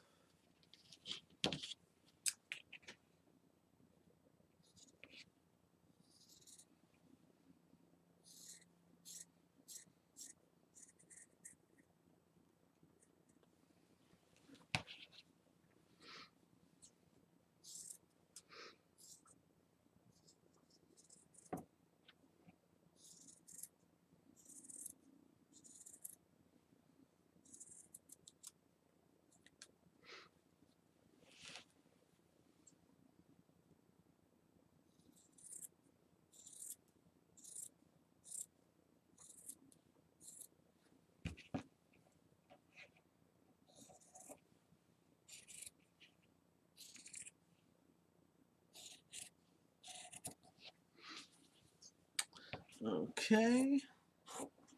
Again, shameless plug to the podcast, Puppeteer's podcast. If you haven't checked it out, definitely check it out. Most recently, we just posted our interview with Ryan Dillon, who runs Dillon Gale Puppets, along with a puppet show, along with Mark Gale. And he's also known for, Ryan Dillon's also known as Elmo on Sesame Street, as well as working on many other projects. That's our most recent one that we posted. Our next episode is with John Little, who is a fantastic puppeteer and puppet builder, working on a lot of awesome stuff. He helps out at the O'Neill Puppetry Conference with Jim Krupa, and is just an all-around super, super nice guy too. That will be coming out next Wednesday, episode 20. So be sure to check that out too. And that one we really talk a lot about too, about for people who make puppets and try to sell puppets. We talked about how to price a puppet that you build. So you definitely won't want to miss that.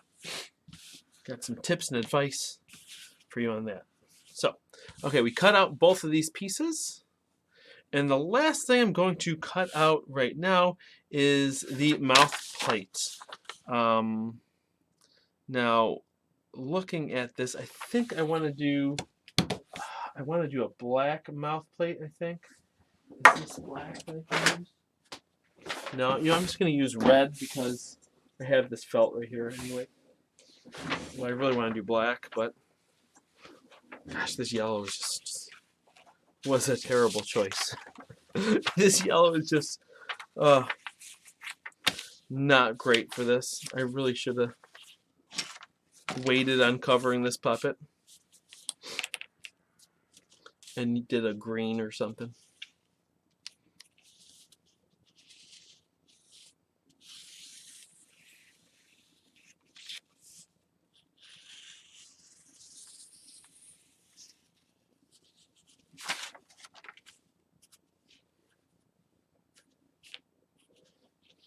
Okay. Now for this, because I'm going to machine stitch it, I'm going to actually cut right on the line. If you're going to hand stitch this mouth plate in, depending on where you want the lip line to be, I recommend shaving it ½ inch off of this pattern because it's the same size as the plastic mouth plate that we have here. Let me just rough cut this so we can work with a smaller piece, easier to manage. So it sounds kind of opposite of what I was doing before, but again, that's the way that this pattern is designed. And that's the way, and if you do that, I recommend trying to be consistent with all of your puppets that you build. It's going to help by standardizing all techniques that you use. It'll inform, because sometimes if I pick up this pattern in 5 years and think, how did that go together? I'll know just by kind of looking at it, just because I know the kind of techniques that I've always done. So that kind of informs that. So let me do a little bit of hand stitching that I need to do with this. So let me get some light color thread.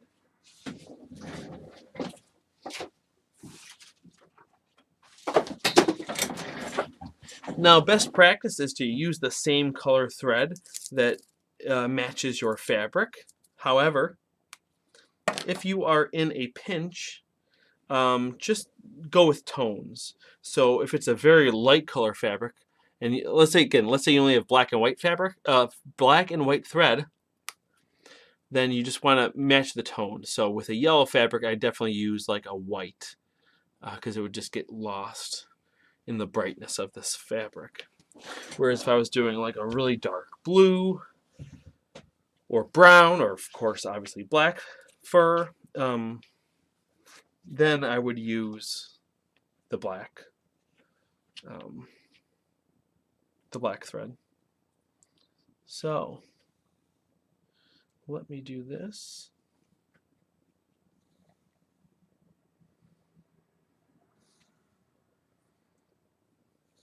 Knotting my fabric there. Then carefully. Now again, this technique that I'm using is all in that other YouTube video that I linked to earlier and gave you the directions for. So if I feel like I'm breezing over this technique, there's again a whole separate video for it. And don't worry if you are just coming in, I'm not going to be hand sewing this whole puppet, so it's not going to take, oh gosh, to hand sew this whole head in front of you guys right now would probably be like 2 hours. So I'm not going to do that. I'm just going to do these nostrils here, which should just take a couple minutes, especially if I'm being mindful of the time and trying to focus on it.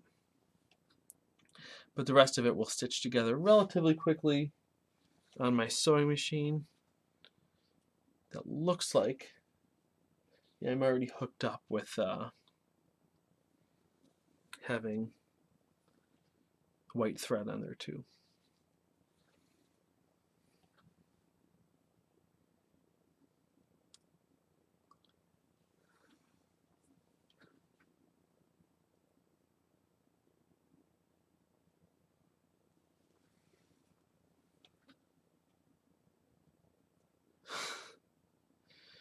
I'm kind of glancing at some of these comments here while I'm working.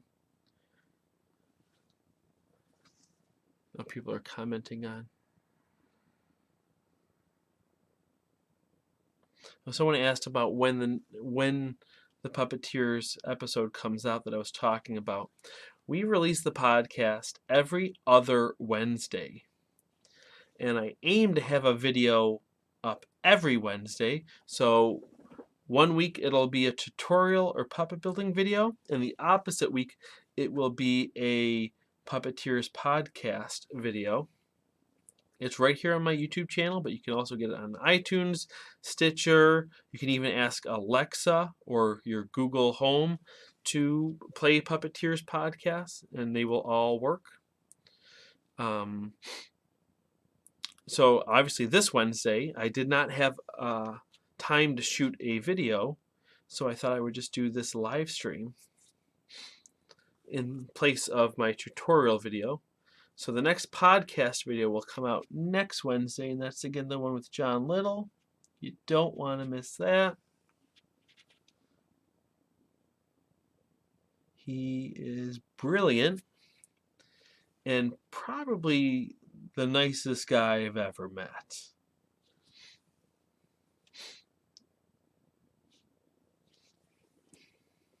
Gotten to know him pretty well over the years. He actually comes to Buffalo once in a while, and he always makes sure to call us, and we get coffee or breakfast.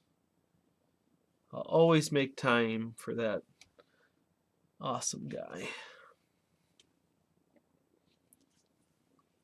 So there we are. So there's one nostril done.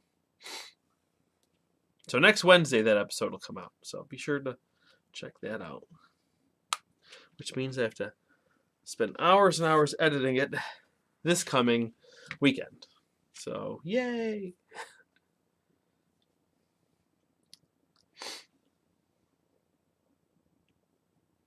So this is a division of labor between me and Cameron. I spend hours and hours editing the audio and video, and Cameron makes memes. Makes memes of the, in quote pictures, which is, in all honesty, something I wouldn't want to do anyway. So it's a pretty good division of labor.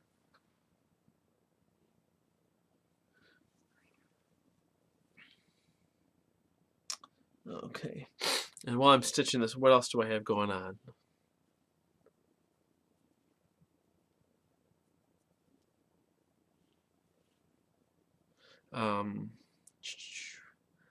I'm planning another tutorial.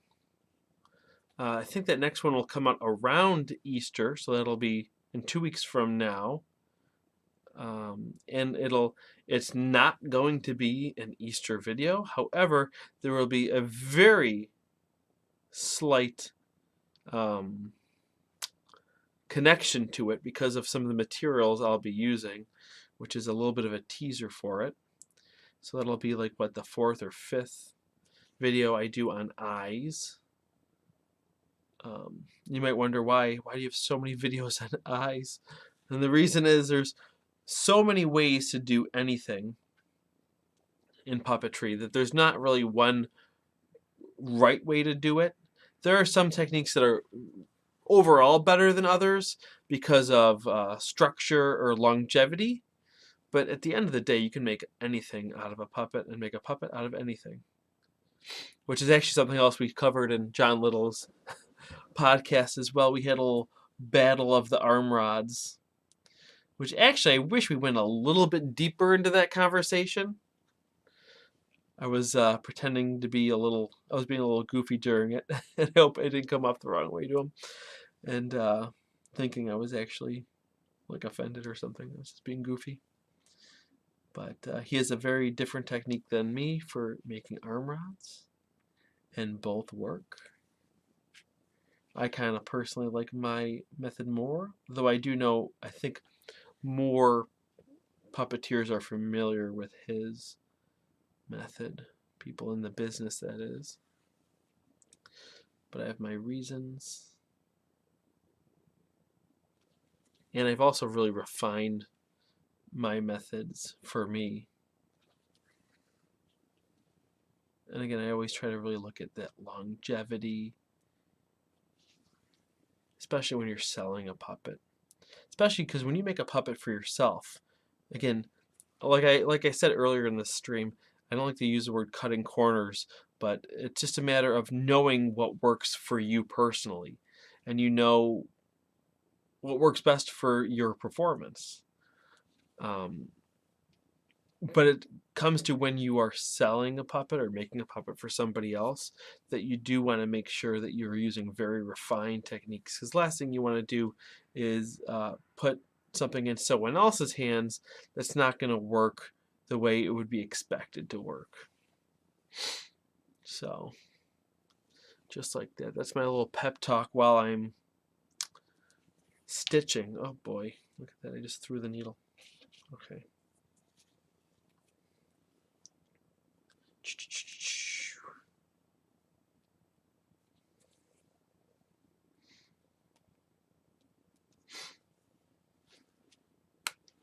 Okay, so I stitched that nostril.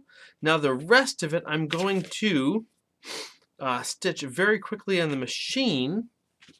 However, I'm just going to pin it quick. You always want to make sure you are pinning your fabric before... Oh, I got to do these darts though first on the sewing machine. So again, unfortunately, my sewing camera that I had up for the last live stream I did was not connecting to my computer no matter what I did. For some reason, my computer today would only let me connect the 2 cameras, and anytime I added a third one, it would knock off the first one that I put on. So I'll have to figure that out, because that was driving me nuts. That's what made me like 2 hours late with this video than what I was planning on doing it.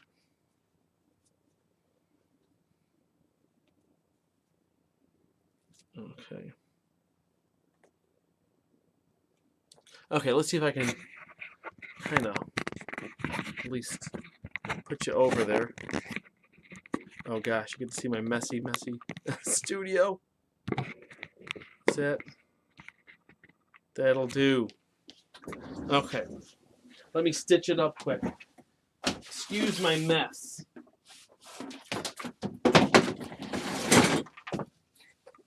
Okay.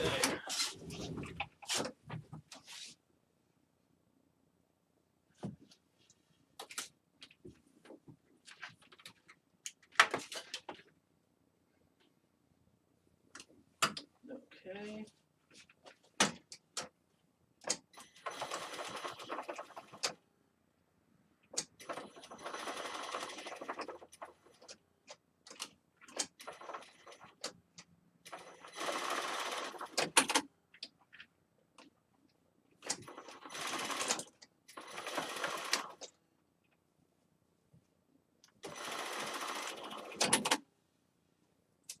Okay, one dart is done. Let me do this one.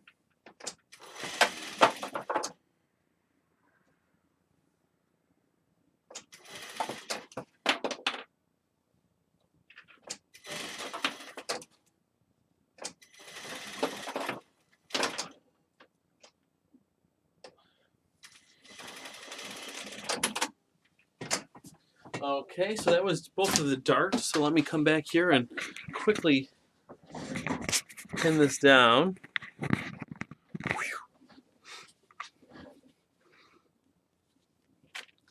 Okay, so we have those darts in. Now let's make sure we line up the rest of these seams.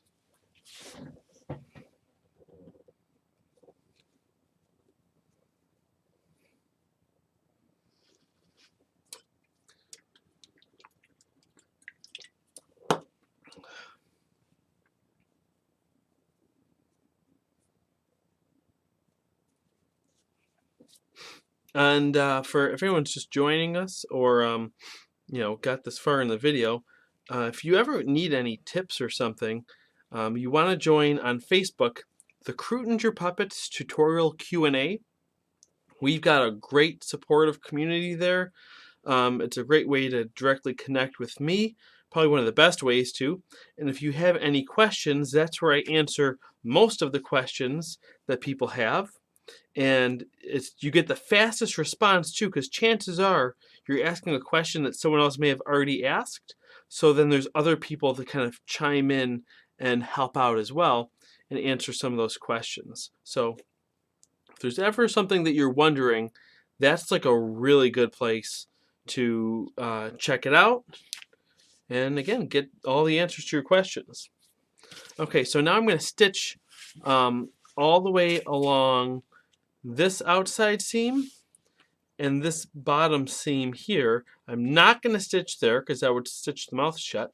I'm not going to stitch there because I would stitch the neck entrance shut. So I'm going to stitch that, and then I'm going to come back and pin in the mouth plate fabric. So let me swing you back around here. Wow, we just got a picture of all my mess over there.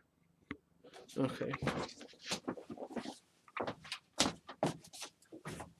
How does that even look?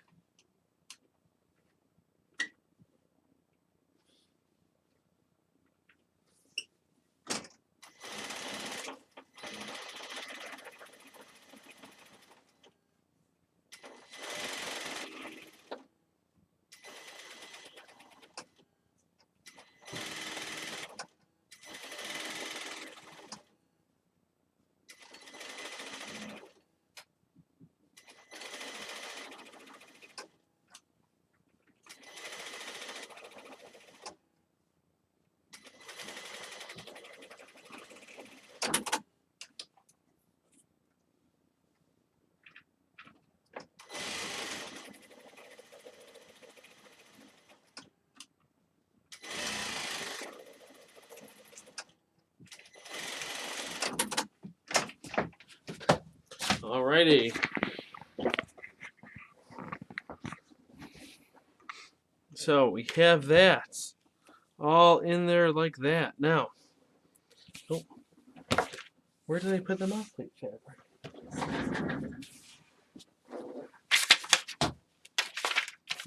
Did it get caught on something?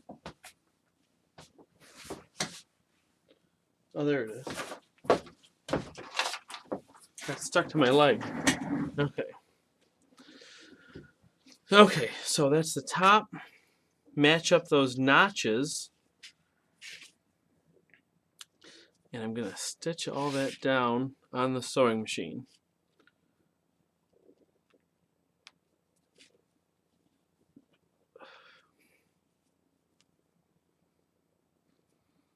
Those center lines are lined up.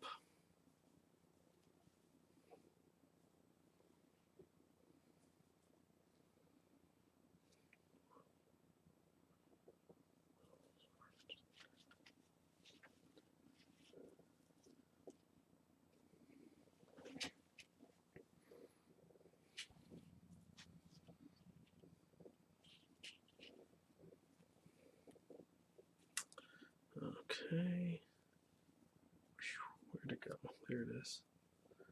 Lining up those side seam notches too.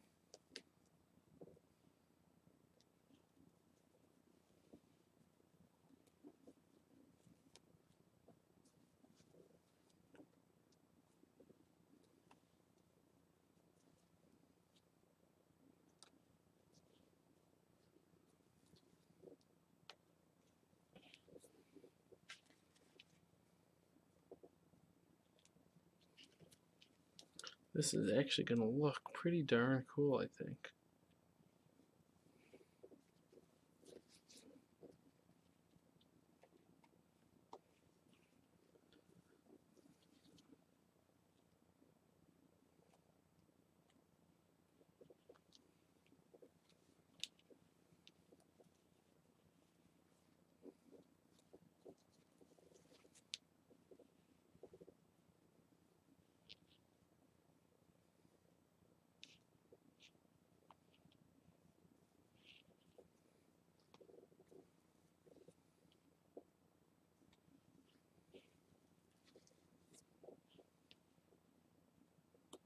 Okay, and there it is, all pinned up. I'm going to go one last time for tonight. Back over to my sewing machine. And let's, whoa, that'll do. Okay. Stitch it down.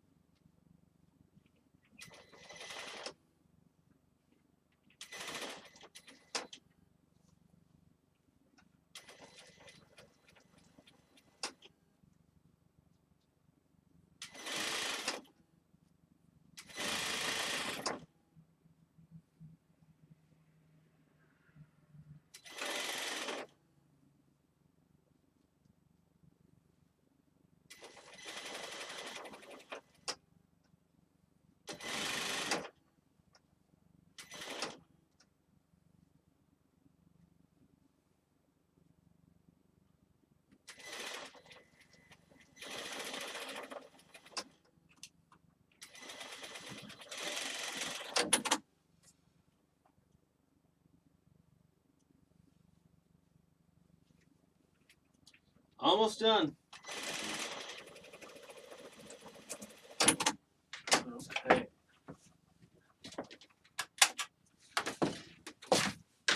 So, there, oh, let me bring this back around now. Move these patterns. Now, there we have it. Our fleece covering with the mouth plate. Let's put it in right now. Now, to do that, well, first of all, I'm going to take this tape out of the puppet, because again, that was just temporary to hold it for the pattern making process. I do not want a hinge in there for this.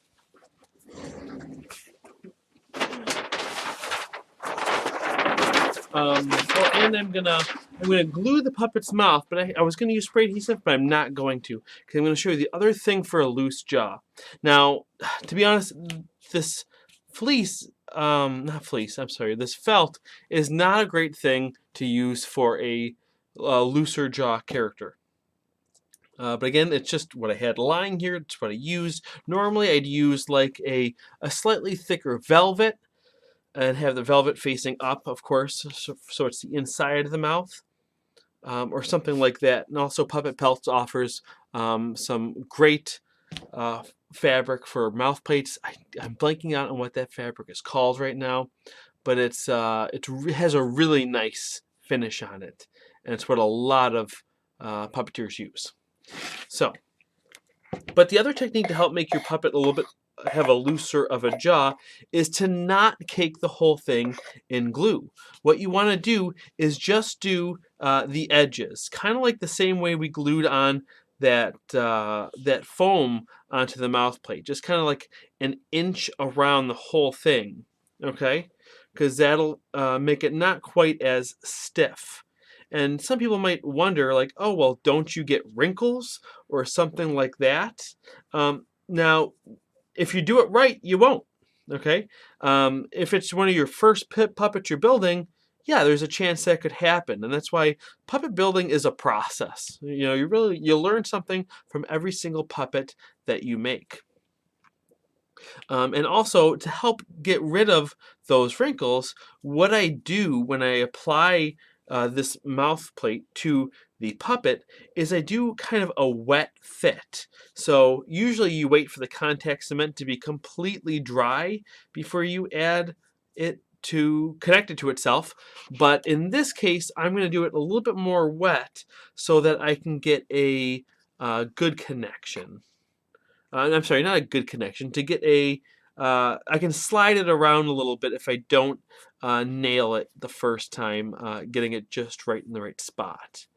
And that's particularly helpful with doing a muzzle, puppet with a muzzle, because of the fact that the snout is so long, it's a little harder to turn it inside out and not have it kind of fold over on itself. And of course, if this glue is completely dry and it folds over on itself, it permanently attaches. And that's how you can run into trouble with that. So, like I said, I want to do this right away since it's a wet fit. I'm lining up those notches. And for the way that I attached my pattern, I'm doing it evenly with the red. So it's completely up to the edge. Okay? And now, even though it's not all the way down, see how it's not all the way down? I have to start turning it now because it's too long to get all the way through. Okay? And to be honest, I don't think a ton of puppeteers apply their mouth plates this way. It's the way I always have because I think it's the neatest way. But a lot of people attach their mouth plate fabric first because see how wrinkly it is there now? Okay, that's what a lot of people worry about. But that's why we did a wet fit, so I can kind of go in there and stretch things out. Now that doesn't always happen with puppet building, but again, when you have a puppet with a muzzle like this and you're doing the mouth plate in this fashion, yeah, that can happen. So that's why you want to do the wet fit.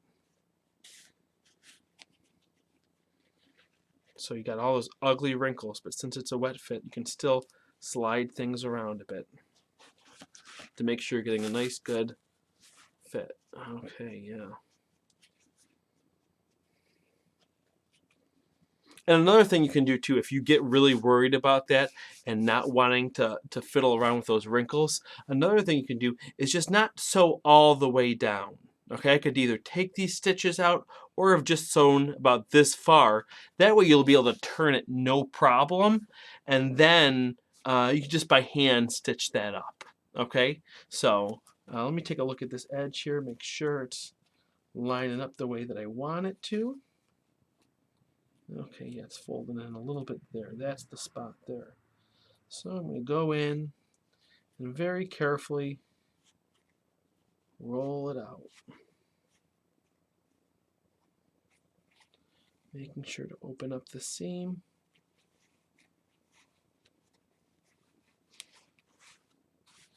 Like that. That looks nice. I'm going to do that same thing on this side. Just kind of roll that seam up. Again, I would spend a little bit more time doing this. I usually do this a lot neater. And also, I think the felt is giving me a little bit more trouble than the velvet normally does. I try not to use too much felt in a puppet, depending on the design, just because it doesn't quite have as much longevity as the velvet does. But that's looking pretty good there. Okay, so that's that side. Now the top of the head is going to have the same kind of trouble there. So I'll line up those parts there.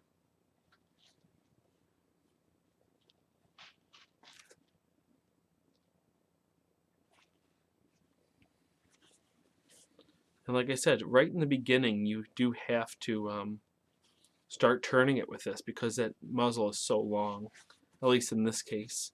If your muzzle was a little bit shorter, you might not have the same trouble. And this would also be where I put a bead of glue here. I might be able, I think I can get away with doing it a little later. But that's the spot where you would do it. Once this muzzle is attached, we should be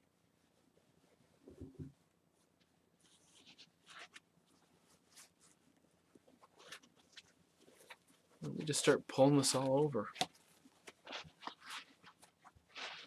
Okay.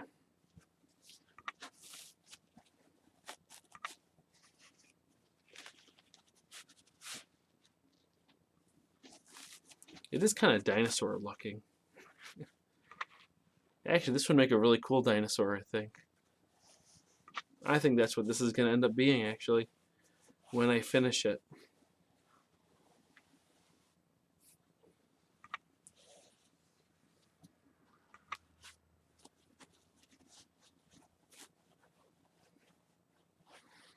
Okay.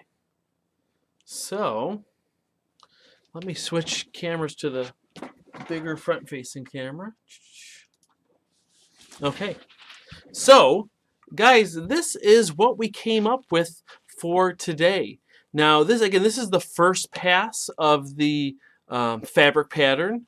It's looking pretty good, though. I'm pretty happy with it.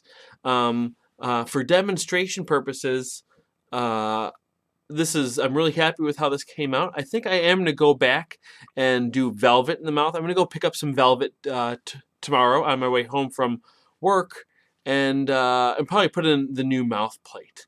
But actually, after looking at it, I was really hesitant about the yellow, but I think this will make a really cool like yellow dinosaur or something. I think this is going to end up being some sort of dinosaur. So I'm not positive if I'm going to do part 2 of this as a YouTube video or a live stream. At bare minimum, check out my Instagram for updates on this guy. But it would be kind of cool to continue this guy as a live video too. So let me know what you'd want to see if you want to see that part, or maybe I'll just go on to something different anyway. But again, the things I would do beyond this is put the glue in. I'd pull this back, put the glue in that seam right there that we had talked about, and press it down so you get that nice profile that we carved into it, okay? And same thing, put some glue inside the nostrils, and then you just hold it down, almost like you're picking his nose in 2 spots at the same time until that glue is dry, and then you'll get these nice little indentations where the nostrils are, okay? So you have that. And then, of course, you want to do some seam work on here, kind of hiding these seams. And I'm going to do a whole video on how to hide seams on a puppet, the special techniques I use for kind of picking at the seams to kind of make it as seamless as you can. Because there are some things people do sometimes that I think are kind of not best practice for that. So anyway, that's how it's looking. And I think that's it. Thank you guys so much for your support. Please check out my website for lists of all kinds of puppet building supplies. Check out my YouTube channel for tons more puppet building videos, and there's a lot more coming. And I really appreciate your guys' support. If you guys, some people asked if they can help contribute. I don't have a Patreon for my tutorials. And I want to try to stay away from it. The best way you can support is on my website, purchasing a pattern. Even if you do make your own patterns, sometimes it's nice just even to look at some other patterns, and it helps support the channel a lot if you do that. And as well, there's an opportunity, you can put a small donation in if you enjoy the free patterns that I have available and the free videos. And I understand money is tight for some people, which is why pretty much all my videos, I show them, even some of my patterns that are for sale, on my YouTube channel, I show the pattern making process and then just have the pattern available if you just want to save time. But again, if you want to support the channel and you don't have any money to help out with the channel, really just sharing the videos online or on social media, whether it's Instagram, tagging me in all your stuff, because I want to see what you guys are working on too, especially if you use some of my videos and patterns. I love seeing what you guys post, and a lot of times I even feature it in my videos. Especially, I did it in the last one, and about a month ago, I did that as well. So tag me on Twitter, it's @AdamKrutinger. On Instagram, it's @AdamKrutinger. On Facebook's, the page is Krutinger Puppets, and the special tutorial group on Facebook is Krutinger Puppets Tutorial Q&A. So, guys, thanks a lot for hanging out with me, and I'll see you next time. All right, bye.